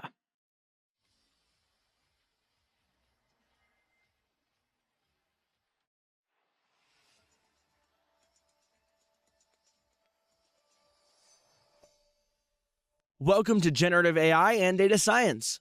After watching this video, you'll be able to describe generative AI and explain how data scientists use generative AI in data science. Generative AI is a subset of artificial intelligence that focuses on producing new data rather than just analyzing existing data. It allows machines to create content including images, music, language, computer code, and more, mimicking creations by people. How does generative AI operate, though? Deep learning models like generative adversarial networks, or GANs, and variational autoencoders, VAEs, are at the foundation of this technique. These models create new instances that replicate the underlying distributions of the original data by learning patterns from enormous volumes of data. Generative AI has found diverse applications across various industries. Let's look at some fascinating examples. Natural language processing like OpenAI's GPT-3 can generate human-like text, revolutionizing content creation and chatbots. In healthcare, generative AI can synthesize medical images, aiding in the training of medical professionals. Generative AI can create unique and visually stunning artworks, generating endless creative visual compositions. Game developers use generative AI to generate realistic environments, characters, and game levels. Generative AI assists in fashion by designing new styles and creating personalized shopping recommendations. Now, let's discuss how data scientists use generative AI. Training and testing a model takes a lot of data. Sometimes, the data you want to study doesn't have enough observations to build a model. Interest in synthetic data as a tool for analysis and model creation has increased due to the recent developments in generative AI. Data scientists can augment their data sets using generative AI to create synthetic data. It creates this data with similar properties as the real data, such as its distribution, clustering, and many other factors the AI learned about the real data set. Data scientists can then use the synthetic data along with real data for model training and testing. Data scientists, researchers, and analysts frequently find themselves confined by time when examining data patterns and insights. Due to this restriction, they can only conceive, develop, and evaluate a small number of hypotheses, leaving many other possibilities untested. With generative AI, data scientists can leverage generative AI to generate and test software code for constructing analytic models. Coding automation has the potential to revolutionize the field of analytics, allowing the data scientists to focus on higher-level tasks, such as identifying and clarifying the problem the models intend to solve and evaluating hypotheses from a wider range of data sources. Generative AI can generate accurate business insights and comprehensive reports, making it possible to update these insights as the data evolves. Furthermore, it can autonomously explore data to uncover hidden patterns and insights that might go unnoticed during manual analysis and enhance decision-making. For instance, IBM's Cognos Analytics, which provides AI-powered automation, enables you to unlock the full potential of your data with the help of its natural language AI assistant. You describe the question you're looking to answer or the hypothesis you want to test, and it helps generate the insights you need.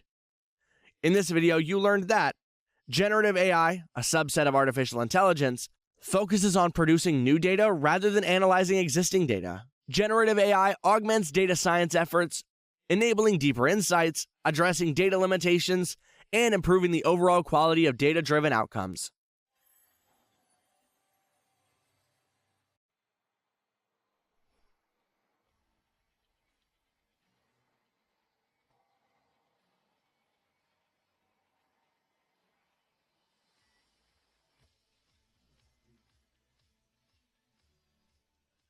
It's, I guess, computer science's attempt to mimic the neurons and how our brain actually functions. So 20, 30 years ago, a neural network would have some inputs that would come in. They would be fed into different processing nodes that would then do some transformation on them and aggregate them or something, and then maybe go to another level of nodes. And finally, some output would come out. And I can remember training a neural network to recognize digits, handwritten digits and stuff. So a neural network is trying to use a computer program that will mimic how our brains use neurons to process things, neurons to synapses, and building these complex networks that can be trained. So a neural network starts out with some inputs and some outputs, and you keep feeding these inputs in to try to see what kinds of transformations will get to these outputs. And you keep doing this over and over and over again in a way that this network should converge, so the transformations will eventually get these outputs. Problem with neural networks was that even though the theory was there, and they did work on small problems, like recognizing handwritten digits and things like that, they were computationally very intensive. And so they went out of favor, and I stopped teaching them, probably 15 years ago. And then, all of a sudden, we started hearing about deep learning. I heard the term deep learning. This is another term that, when did you first hear it? 4 years ago, 5 years ago? And so I finally said, what the hell is deep learning? It's really doing all this great stuff. What is it? And I Googled it and thought, well, this is neural networks on steroids. What they did was they just had more multiple layers of neural networks, and they used lots and lots and lots of computing power to solve them. Just before this interview, I had a young faculty member in the marketing department whose research is partially based on deep learning. And so she needs a computer that has a graphics processing unit in it, because it takes an enormous amount of matrix and linear algebra calculations to actually do all of the mathematics that you need in neural networks. But they are now quite capable. We now have neural networks and deep learning that can recognize speech, can recognize people. If you're out there, and getting your face recognized, I guarantee that NSA has a lot of work going on in neural networks. The university right now, as director of research computing, I have a small set of machines down at our South Data Center. And I went in there last week, and there were just piles and piles and piles of cardboard boxes, all from Dell with a GPU on the side.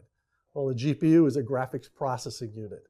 There's only one application in this university that needs 200 servers, each with graphics processing units in it, and each graphics processing unit has the equivalent of 600 cores of processing. So this is tens of thousands of processing cores. That is for deep learning, I guarantee. Some of the first ones are speech recognition. Jan LeCun, who teaches the deep learning class at NYU and is also the head data scientist at Facebook, comes into class with a notebook, and it's a pretty thick notebook. It looks a little odd because it's like this, and it's that thick because it has a couple of graphics processing units in it. And then he will ask the class to start to speak to this thing, and it will train while he's in class. He will train a neural network to recognize speech.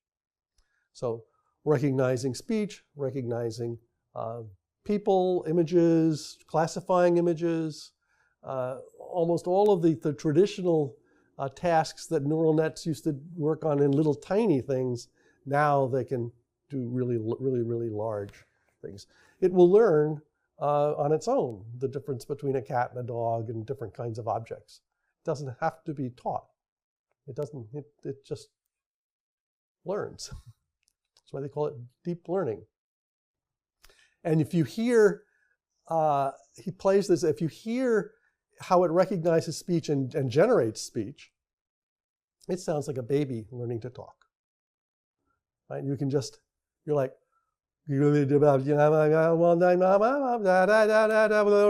all all of a sudden this stupid machine is talking to you and learned how to talk. That's cool.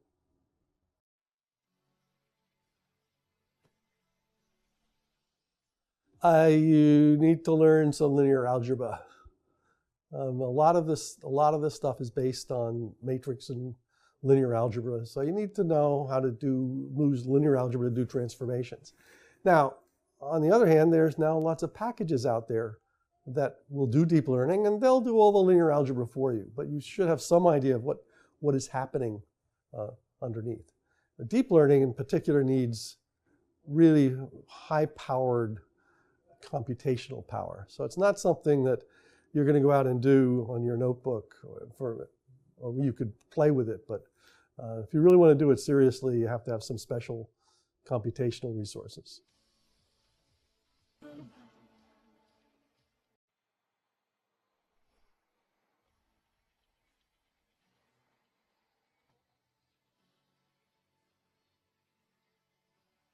Everybody now deals with machine learning, but recommender systems are certainly one of the major applications. Classifications, cluster analysis, trying to find some of the marketing questions from 20 years ago, market basket analysis, what goods tend to be bought together. That was computationally a very difficult problem. I mean, we're now doing that all the time with machine learning. So predictive analytics is another area of machine learning where we're using new techniques to predict things that statisticians don't particularly like. Decision trees, Bayesian analysis, naive Bayes, lots of different techniques. The nice thing about them is that in packages like R now, you really have to understand how these techniques can be used, and you don't have to know exactly how to do them, but you have to understand what their meanings are. Precision versus recall, and how, the problems of oversampling and overfitting. So you can, someone who knows a little bit about data science can apply these techniques, but they really need to know maybe not the details of the technique as much as what the trade-offs are. So some applications of machine learning in fintech are probably a couple of different things I can talk about there. One of them is recommendations, right? So when you use Netflix or you use Facebook or a lot of different software services, the recommendations are served to you, meaning, hey, you're a user, you've watched this show, so maybe you'd like to see this other show, right? Or you follow this person, so maybe you should follow that other person. It's actually kind of the same thing in fintech, right? Because you've looked at, if you're an investment professional, right? And because you've looked at this investment idea, it might be really cool for you to look at this other investment idea, which is kind of similar, right? It's a similar kind of asset, or it's a similar kind of company, or it's a similar kind of technique for doing the investment. So we can apply recommendations using machine learning throughout a lot of different parts of fintech. Another one that people talk about and is important, especially on retail, in the retail aspects of banking and finance, is fraud detection. Trying to determine whether a charge that comes through a credit card is fraudulent or not in real time is a machine learning problem, right? You have to learn from all of the transactions that have happened previously and build a model. And when the charge comes through, you have to compute all this stuff and say, yeah, we think that's okay, or that's not so good. Let's route it to, our fraud people to kind of check.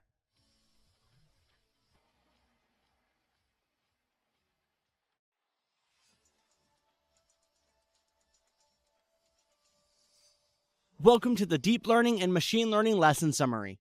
In this video, we'll review what you learned about deep learning and machine learning from the videos and readings in this lesson.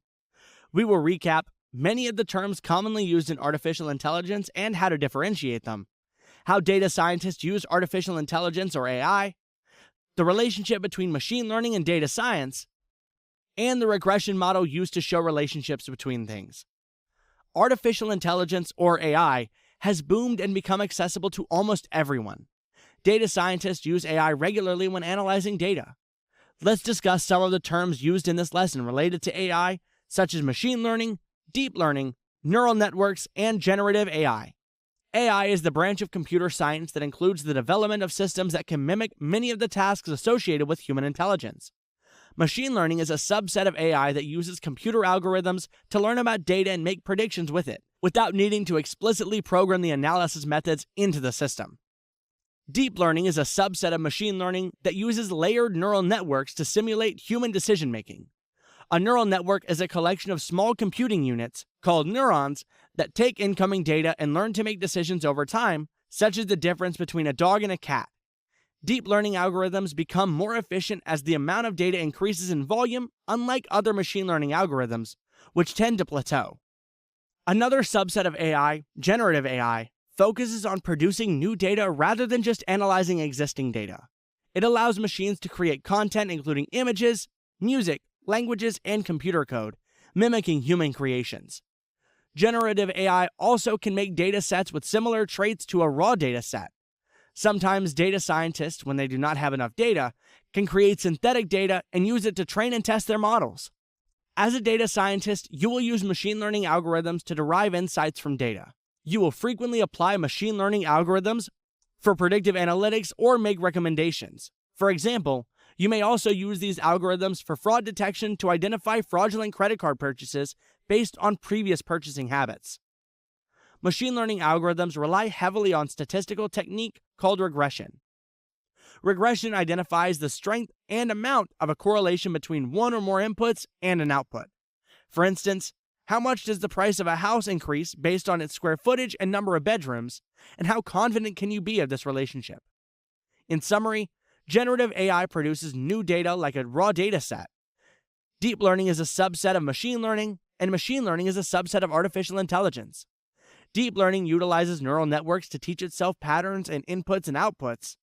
Using big data, data scientists use all of these areas of AI to make predictions.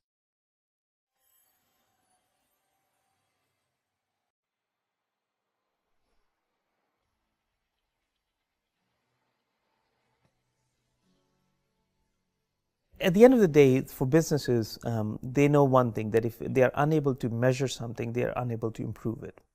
And if they are unable to measure their costs, they are unable to reduce them. If they are unable to measure their profits, they are unable to increase them. So the first thing a company has to do is to start recording information, start capturing data.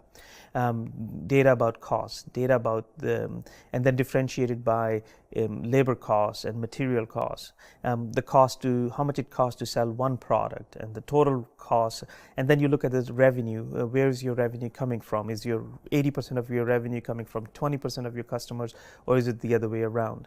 So first thing first, start capturing data. Once you have data, then you can apply algorithms and analytics to it. So the first thing to do would be to capture data. If you're not capturing it, start capturing it. If you're capturing it, archive it. Do not overwrite on your old data thinking you don't need it anymore. Data never gets old. Data is always relevant. Even if it's 100 years old, 200 years old, it is relevant to you and your firm and your success. So keep data, capture it, archive it, make sure nothing goes to waste, make sure there's a consistency, so someone 20 years later trying to understand that data should be able to do so. So have proper documentation, do it now, put the best practices for data archiving in place the moment you start a business. And if you're already in business and you haven't done it, do it now. Start measuring things. Too many companies haven't measured things properly for a decade, and then they decide they want data science. Data science and inside a company is only going to be as valuable as the data collected. Garbage in, garbage out is a rule in any sort of analysis. If something is not measured, it's very difficult to improve it or to change it. So the very first step is measurement. If companies have existing data, then they should start looking at it and cleaning it.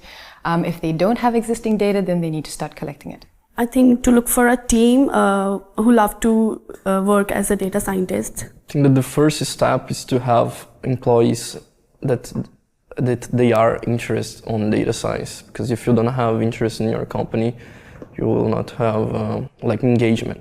Companies should remember that it's key to have a team. So it's not one data scientist, but a team of them that each of them have strengths in different areas of data science.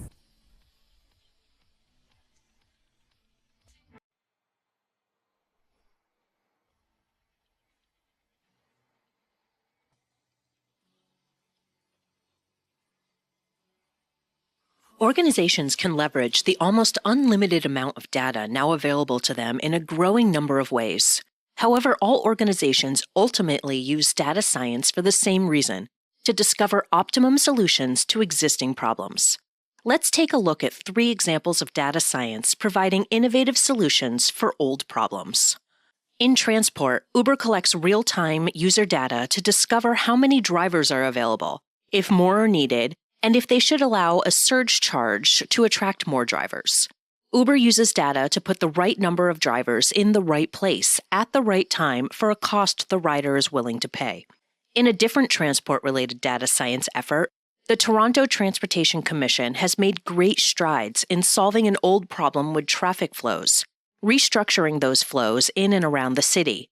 Using data science tools and analysis, they have gathered data to better understand streetcar operations and identify areas for interventions, analyzed customer complaints data, used probe data to better understand traffic performance on main routes, and created a team to better capitalize on big data for both planning, operations, and evaluation.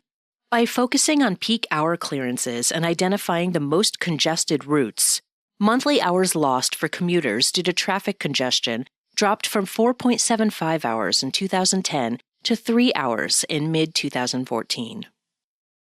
In facing issues in our environment, data science can also play a proactive role. Freshwater lakes supply a variety of human and ecological needs, such as providing drinking water and producing food. But lakes across the world are threatened by increasing incidences of harmful cyanobacterial blooms. There are many projects and studies to solve this long-existing dilemma.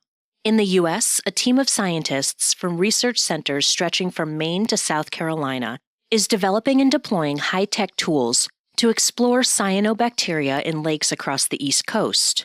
The team is using robotic boats, buoys, and camera-equipped drones to measure physical, chemical, and biological data in lakes where cyanobacteria are detected, collecting large volumes of data related to the lakes and the development of the harmful blooms. The project is also building new algorithmic models to assess the findings. The information collected will lead to better predictions of when and where cyanobacterial blooms take place, enabling proactive approaches to protect public health in recreational lakes and in those that supply drinking water. Such interdisciplinary training prepares the next generation of scientists to address societal issues with the proper modernized data science tools. It takes gathering a lot of data, cleaning and preparing it, and then analyzing it to gain the insight needed to develop better solutions for today's enterprises. How do you get a better solution that is efficient? You must identify the problem and establish a clear understanding of it. Gather the data for analysis, identify the right tools to use, and develop a data strategy. Case studies are also helpful in customizing a potential solution. Once these conditions exist and available data is extracted, you can develop a machine learning model. It will take time for an organization to refine best practices for data strategy using data science, but the benefits are worth it.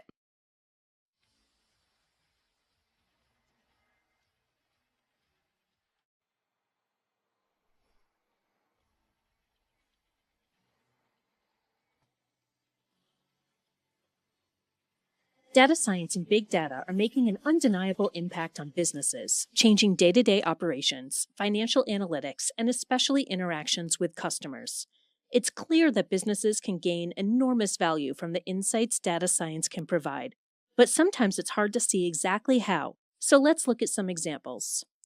In this era of big data, almost everyone generates masses of data every day, often without being aware of it. This digital trace reveals the patterns of our online lives. If you have ever searched for or bought a product on a site like Amazon, you will notice that it starts making recommendations related to your search. This type of system, known as a recommendation engine, is a common application of data science. Companies like Amazon, Netflix, and Spotify use algorithms to make specific recommendations derived from customer preferences and historical behavior. Personal assistants like Siri on Apple devices use data science to devise answers to the infinite number of questions end users may ask. Google watches your every move in the world, your online shopping habits, and your social media. Then it analyzes that data to create recommendations for restaurants, bars, shops, and other attractions based on the data collected from your device and your current location. Wearable devices like Fitbits, Apple Watches, and Android watches add information about your activity levels, sleep patterns, and heart rate to the data you generate. Now that we know how consumers generate data, let's take a look at how data science is impacting business. In 2011, McKinsey & Company said that data science was going to become the key basis of competition, supporting new waves of productivity, growth, and innovation. In 2013, UPS announced that it was using data from customers, drivers, and vehicles in a new route guidance system aimed to save time, money, and fuel. Initiatives like this support the statement that data science will fundamentally change the way businesses compete and operate. How does a firm gain a competitive advantage? Let's take Netflix as an example.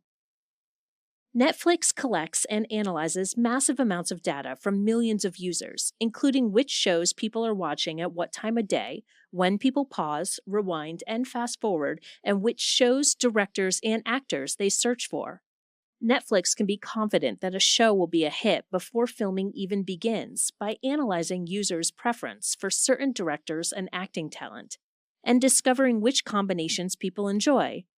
Add this to the success of earlier versions of a show, and you have a hit.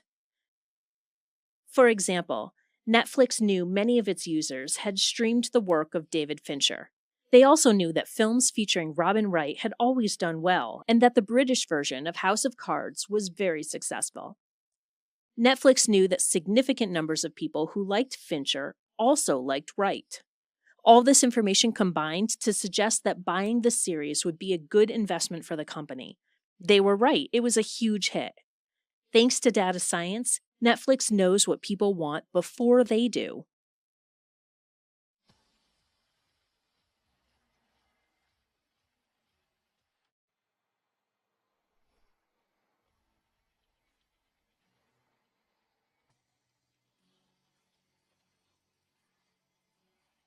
Using data science techniques to understand and analyze the large data sets available today has a huge impact on human lives. It can provide targeted information to help healthcare professionals give the best treatment to patients, or help predict natural disasters so that people can prepare early, and much more besides. In healthcare, data scientists use predictive analytics developed from data mining, data modeling, statistics, and machine learning to find the best options for patients. This type of predictive analytics examines all known factors for a disease, including gene markers, associated conditions, and environmental factors. It then recommends appropriate tests, suitable trials, and any suggested treatments. Every individual physician has their own store of knowledge gained from their studies, interests, and experiences. Data science systems that use predictive analytics ensure that all physicians can also access the latest information about the disease, tests, and treatment plans tailored to their specific patient. With this type of system, every physician has access to the same knowledge, and the best options can be consistently offered, improving patient outcomes. For example, a study by the Boston Consulting Group and AdvaMed DX, an industry association of medical diagnostics companies, examined the barriers to the adoption of potentially life-saving diagnostic tests for patients with a specific cancer and a particular gene marker. The study discovered that the biggest factor in the patient being offered a specific test was the patient's oncologist, who may or may not have known about the test and its relationship to the gene marker. By providing extra information through data science tools, physicians can be made aware of the most helpful tests and treatments for a specific patient. There are many opportunities to explore other ways to mine data, such as from electronic medical records for different types of medical research. Schools such as the North Shore University Health System in suburban Chicago, a leader in the implementation of electronic medical records, EMR systems, now offer guidance on data mining. It is the first healthcare provider in America to be awarded the highest level of EMR deployment for both inpatient and outpatient care. This remarkable effort has generated much anonymized data available for innovative analytics research. Developing more sophisticated big data analytics capabilities helps healthcare organizations move from basic descriptive analytics towards predictive insights thanks to data science. In the field of disaster preparedness, the ability to save lives using data science tools has been under development for many years. The use of predictive analytics tools is improving and providing new data analysis in a multitude of ways, alerting populations to danger faster than ever before. Large, high-quality datasets can be used to predict the occurrence of numerous types of natural disasters, which can be the difference between life and death for thousands of people. Earthquakes, hurricanes and tornadoes, floods, and volcanic eruptions can be predicted with the help of data science. Recent research at the University of Warwick in the UK used social media content such as photos and keywords to track the development of floods, hurricanes, and other weather events. When added to the information recorded by scientists and weather stations, this type of data can be used to improve the predictions for localized weather events. Because the real benefit of this knowledge is so important, schools are starting to include this type of data science education in their curriculum. For instance, the University of Chicago Graham School offers a Master of Science course in Threat and Response Management. Data science tools enable organizations to analyze vast quantities of data from widely different sources and present that information in a way that allows data scientists to gain new knowledge, in some cases, saving hundreds of lives.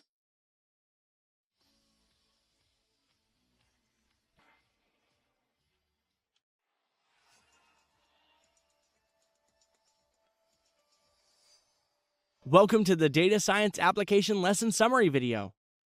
In this video, let's review what you've learned in this lesson about the power of data science applications and how organizations leverage this power to drive business goals, improve efficiency, make predictions, and even save lives. You also reviewed the process that you will follow as a data scientist to help your organization accomplish these ends. All organizations ultimately use data science for the same reason: to discover optimal solutions to existing problems. But to discover these solutions, your organization should identify the problem and establish a clear understanding of it. Measurement is the first step for an organization to solve its problem using data. You need to capture and gather your data. If something is not measured, it's challenging to improve or change it. If your organization isn't capturing the data, help them to figure out how to capture it. Never overwrite old data. It's always relevant and never gets old. Once you have the data, you can start looking at it and cleaning it. As a data scientist, it's your job to help your organization identify tools and develop an analysis strategy. Consider case studies when customizing a potential solution. Identify your analysis tools, and then develop your machine learning and statistical models. It will take time for your organization to refine data strategy best practices, but the benefits are worth it. Everyone who uses the internet generates mass amounts of data daily, often without being aware of it. Your company can leverage that data to reveal patterns. Take, for instance, a company like Amazon. You'll notice that it starts making recommendations related to your search. That's called a recommendation engine. Data scientists build those engines using machine learning and statistical models. Companies like UPS use data science to inform their business decisions. They use data from customers, drivers, and vehicles to create routes for their drivers, making more efficient use of the driver's time, money, and fuel. Uber uses data to put the correct number of drivers in the right place at the right time, for a price the rider is willing to pay. Initiatives like this show how data science fundamentally changes how businesses compete and operate. Businesses also use data science to gain competitive advantages. Take streaming companies as an example. They collect and analyze massive amounts of data from millions of users, including which shows they watch and what time of day. They detect when people pause, rewind, and fast forward. They collect information such as which directors and actors they search for. A streaming company can confidently predict the success of a show before filming begins by thoroughly analyzing its users' preferences and behaviors. Beyond helping businesses with their bottom line, data science helps companies and organizations save lives. In healthcare, data scientists use predictive analytics developed from data mining, data modeling, statistics, and machine learning to find the best option for patients. This type of predictive analytics examines factors for a disease, including gene markers, associated conditions, and environmental factors. Data scientists use their models to help physicians recommend appropriate tests, suitable trials, and suggest treatments. Developing more extensive data analytics capabilities supports healthcare organizations move from basic descriptive analytics towards predictive insights, thanks to data science. Data science tools enable organizations to analyze vast amounts of data from various sources. Large, high-quality data sets can help predict the occurrence of natural disasters such as earthquakes, hurricanes, tornadoes, floods, and volcanic eruptions. The data scientists present that information in a way that allows organizations to gain new understandings and, in some cases, save lives. When presenting your findings, you will provide your organizations with a final deliverable that explains and summarizes their conclusions. In academia, the final deliverable comprises research papers and reports. You often present the final deliverable illustrated with tables and plots in consulting and business. You will generate analytics-driven reports to communicate your findings to your organization and, in the process, establish powerful, convincing, and evidence-based narratives.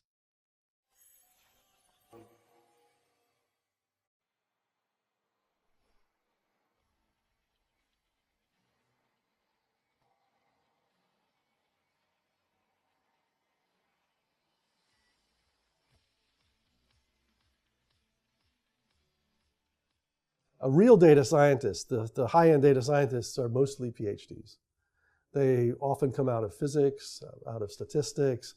They have to have computer science background, they have to have a math background, they have to know about databases and statistics and probability and all that stuff. However, if you're coming into a data science team, I think that the first skills you need is you need to know how to program, at least have some computational thinking. So you've had to have taken a programming course. You need to know some algebra, at least up to analytics geometry, and hopefully some calculus. Some basic probability, some basic statistics. I mean, you really have to understand statistical inference and different statistical distributions, and database. I mean, one of the easiest places to start is relational databases, which stores lots and lots of our data. So people can first walk before they can run by at least understanding about computers and databases and how we store things. And if you understand relational databases, nowadays you can still, just with that understanding, use big data clusters as if they were just a big relational database. You don't have to really understand the whole MapReduce programming model. But then, as you go further up in the field, then you have to know a lot of computer science theory and statistics. It's really, and probability. It's really the intersection of them that the high-end data scientists, the PhD data scientists, work with. I do a lot of self-learning. I think everybody these days, I mean, I learned about Hadoop all by myself.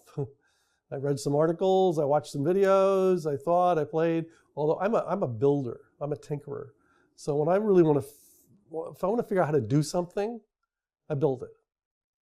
I mean, my first HPC cluster, I'd heard about this term, a Beowulf cluster. And again, I'm like, what the hell's that?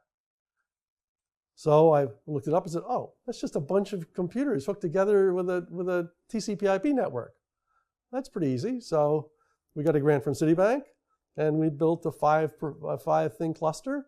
And I said, oh, well, that's HPC. So I had one of the first HPC clusters at the university. It was tiny, but a lot of our researchers loved it because they could run stuff 40 and 50 times faster. So I think one of the ways you learn things is you do them. You have to do them.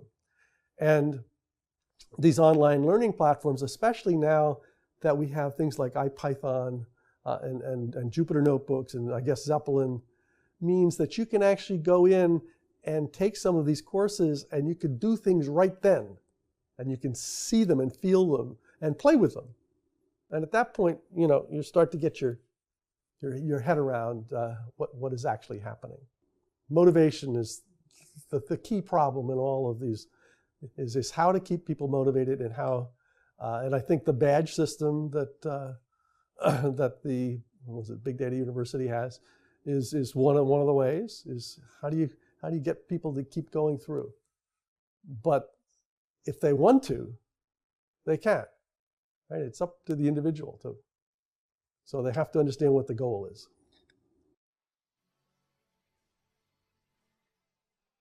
The place it can't sit is probably under the CIO, the Chief Information Officer. CIOs, current Chief Information Officers in many companies, got there from an accounting background or a finance background. They're clueless. Sorry, but I mean, it has to come out of the research side, right? So you'll find data scientists primarily in companies that have some research agenda, pharmaceuticals, finance, all of any technology company. If you look at, we can't keep some of our PhD data scientists in our program. They're now at Facebook, they're at LinkedIn, they're at Uber, they're at Lyft, because the demand out there for the PhD level data scientists is just unbelievable. They make large amounts of money and they're playing with problems that are really, really neat. Like, how do you schedule the Uber cars? Right? And you have enormous amounts of data.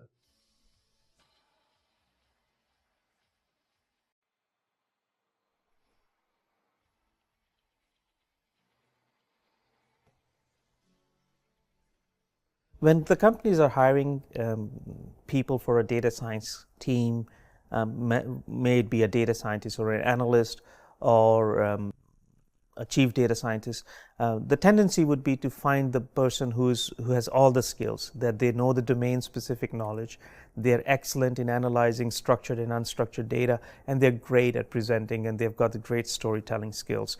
So if you put all this together, you will realize you're looking for a unicorn, and your odds of finding a unicorn are pretty rare. I think what you need to do is to see, given the pool of applicants you have, who has the most resonance with your firm's DNA. Because see, you can teach analytic skills. Anyone can learn analytic skills if they would dedicate time and effort to it. But what really matters is who is passionate about the kind of business that you do. Someone could be a great data scientist in a retail environment, but they may not be that excited about working in IT related firms or working with gigabytes of weblogs. But if someone is excited about those weblogs, or someone is excited about health related data, then they would be able to contribute to your productivity much more so. And I would say, if I'm looking for someone, if I have to put together a data science team, I would first look for curiosity.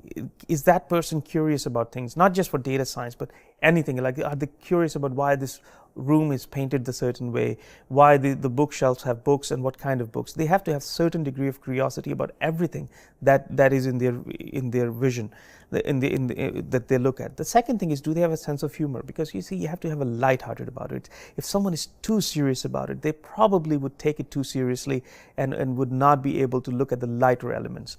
The third thing, I think, and I think the last thing that I would look for, if I have to have a hierarchy, the last thing I would look for are technical skills. I would go through these social skills, curiosity, sense of humor, the ability to tell a story, the ability to know that there is a story there. And then once all is there, then I will say, well, can you do the technical side of it?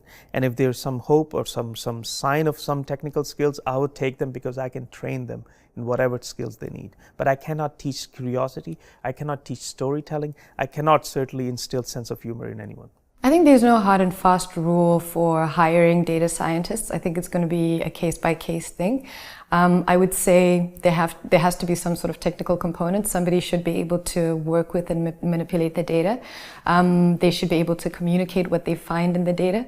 I find quite often nobody really cares about the R-squared or the confidence interval. So you have to be able to introduce those things and explain something in a compelling way.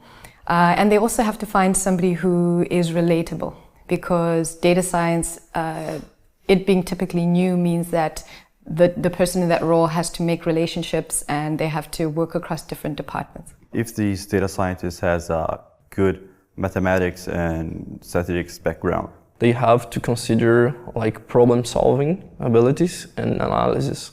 A data scientist needs to be good in analyzing problems. The persons they are hiring, they should love to play with data, and then they know how to play with the data, visualization, they have analytical thinking. When a company is hiring anyone to work on a data science team, they need to think about what role that person is going to take. Before a company begins, they need to understand what they want out of their data science team, and then they need to hire to begin it.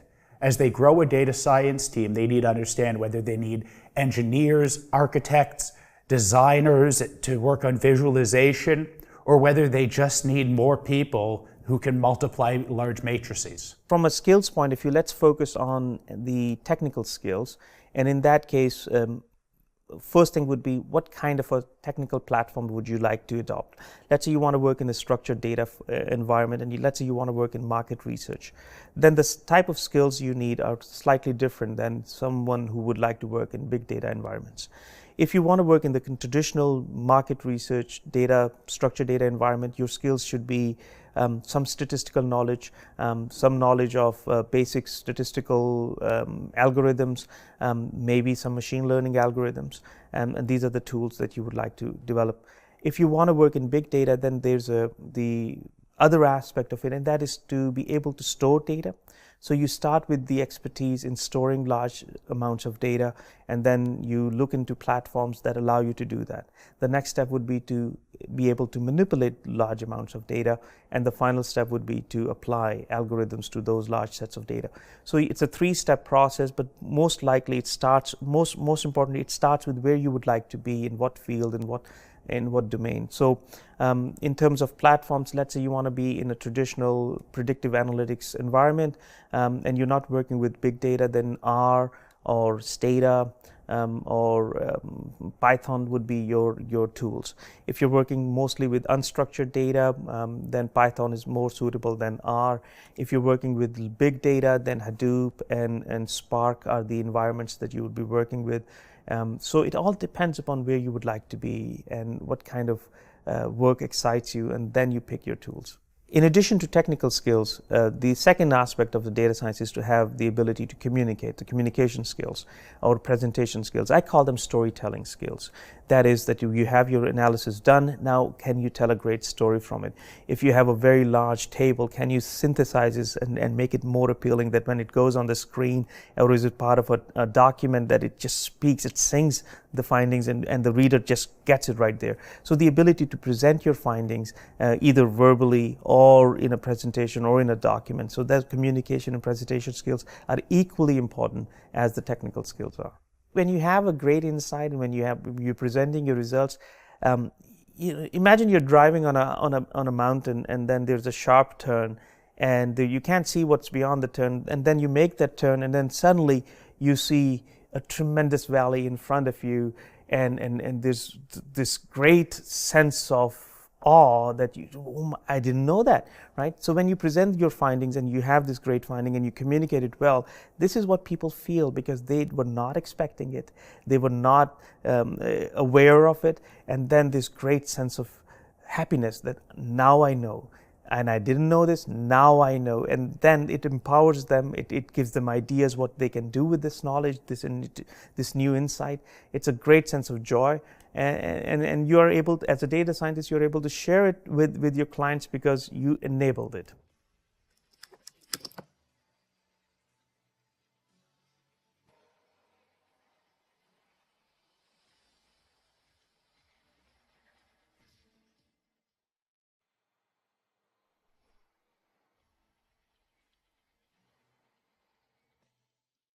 The emergence of Internet of Things and advances in distributed computing have brought vast amounts of data and the technological capability to analyze it.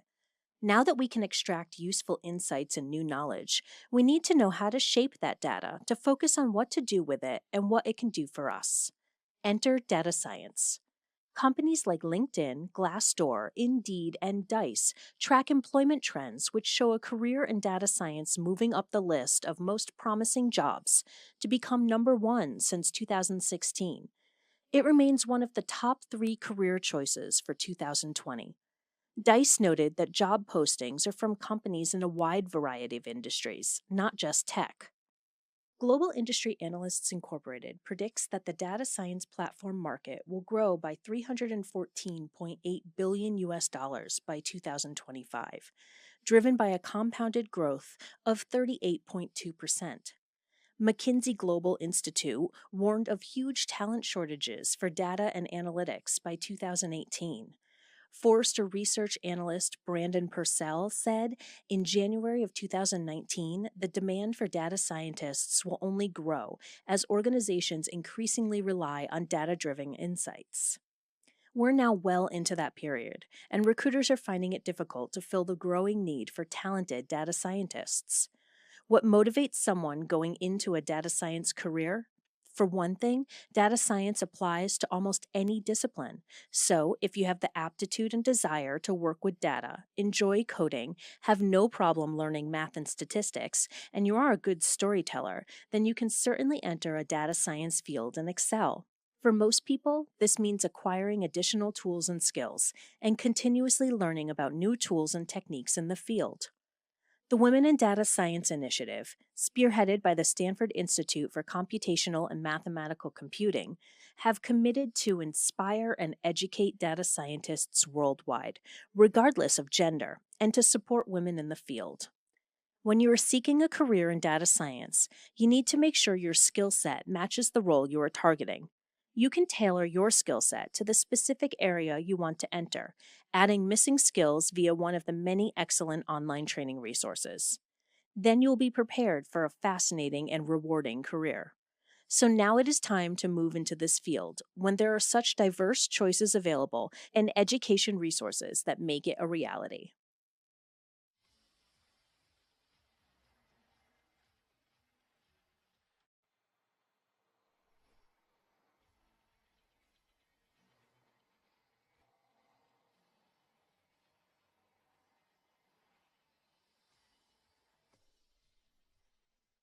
Learn how to program, learn some math, take a course in probability, learn a little bit of statistics, and then play, build something, write something. I mean, when I say build, programming and building systems, building things isn't just physical, right? You can build computer systems, statistical systems, whatever. But once you try to do something, and then you'll know what tools you need, right? And you'll say, oh my God, there's this expression there. What does an inner product mean? And what's that? Okay, I can learn that. And then when they get to college, they will have a big jump on many of the other college students. And so when they get out of college, they'll have an even bigger jump and they'll make a lot of money. And they'll be happy too. This stuff is fun, right? It's fun. If you're in high school and you're considering data science, I would say get familiar with databases. Start learning SQL. Start thinking about, computer science if that's interesting. If you have a computer science course in your school, take it. And that's a good part of being a data scientist. Beyond that, there are probably just ways to foster your creativity, right? Your curiosity. If you like detective games, that's kind of cool, right? If you like, treasure hunts or whatever, right? If you're into that stuff, I think you'll and you get an opportunity to do that stuff, that will help you as a data scientist, because it's a really a good way to kind of make sure that you can be curious as you go about, your daily life. Encourage the curiosity, encourage the experimentation. It's kind of like science fairs, right? Science fairs are great, and they encourage that experimentation, that learning from, asking a question and answering it through a scientific method, but doing that with, data sets rather than vinegar volcanoes, right? It's kind of the same thing, but learning from data. And if we're going through an election season right now, there's a lot of stuff in the news about polls and survey results, and that's a great way to start a conversation, to talk about how did the people who ran the polls, how did they know, how can they predict what's going to happen in the election? And so that's another, kind of cool way to start a conversation about data science. I would say encourage the person who is interested in data science to pursue it, because it's a great career, and it's something that's definitely going to be in need in the future. It's one of those highly sought after kind of knowledge professions that are really important to businesses around the world, so being a data scientist and being able to help companies as they grow and learn how to do things more efficiently or how to do things smarter, there'll always be a need for people like that, and data scientists are those people. I would say that I understand what you're talking about because I was never a great mathematics student as well. And I think there's actually a bunch of data scientists who are really successful and popular who are in the same boat. There's kind of arithmetic and math in school is not necessarily everybody's best subject. But when you combine it with, these aren't just, hypothetical numbers. These aren't just, problem statements that you have no connection to. When you have a connection to the problem, it suddenly becomes much easier to use math to help understand it, I've found. And so, knowing the people who will benefit from the math that you do, I think is really cool.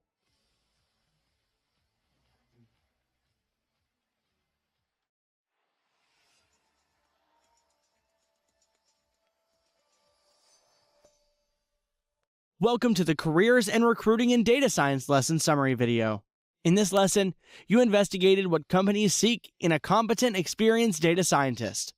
You learned how to position yourself to get hired as a data scientist. Amidst the diverse backgrounds from which data scientists emerge, you also find they share qualities and skills that consistently set them apart from other data-related roles. Companies recruiting data scientists may seem to want data scientists to have it all. They may seek a person who has all the desired skills, ranging from domain-specific knowledge to proficiency in analyzing both structured and unstructured data, as well as skills in presenting and storytelling. Realistically, this person is a rare find. Instead, companies need to develop teams of people who work together who have these skills rather than seeking out individuals who have all of these qualities. They also may need to seek out individuals with potential and help them develop the skills they need. What really matters is they find someone passionate about the kind of business that they do. Companies should look for someone excited about working with the data in their particular industry. They should seek out someone curious who can ask interesting, meaningful questions about the types of data they intend to collect. For example, a person who could be a great data scientist in the retail environment may not be excited about working in IT-related firms or working with gigabytes of health-related weblogs. Companies will find that excitement results in high productivity. That excitement also relates back to curiosity, which we discussed in another lesson, as an important trait for a data scientist. Someone excited about their field is likely to be curious and find the right questions to ask. Constantly wondering why things are the way that they are helps you stay motivated and engaged. Similarly, self-learning and tinkering are also helpful traits. As a data scientist, you should love to play with data and create data visualizations. You need to think analytically and computationally. You need a strong background in mathematics, statistics, and probability to reach valid conclusions with that data. You also need computer programming skills. Tools may vary with the type of data that you'll work with.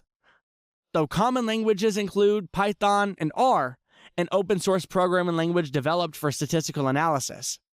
Because data scientists work with large quantities of stored data, you must also understand data storage and retrieval systems with structured and unstructured data. With artificial intelligence, you also need to know common machine learning algorithms to gain insights from their data. One or more persons from the data science team at an organization will write a report as the final step of the analysis. So, communication, instructional and presentational skills, and storytelling skills are also important. The report synthesizes these large amounts of data to create a narrative that engages and surprises the reader. A clearly organized and logical report should communicate the following to the reader: what they gained by reading the report, clearly defined goals, the significance of your contribution, appropriate context by giving sufficient background, why this work is practical and useful, and conjugate plausible future developments that might result from your work. As Dr. Hayter explained, imagine your reader is driving on a mountain. There's a sharp turn ahead and they can't see what's beyond the turn. They go around the curve and suddenly they see a tremendous valley in front of them. They experience this great sense of awe. So, when you were presenting this great finding and communicating it well, this is what people feel because they were not expecting it. In summary, companies need to look for individuals to create a data science team and be cautious about trying to find all the desired skills in a single individual. On that team, they should have curious people who understand the subject matter well, people who love working with the data, and those with statistics, mathematics, machine learning, and computer programming expertise. Lastly, and possibly most importantly, they need a skilled storyteller who can present the team's findings in a creative and engaging way.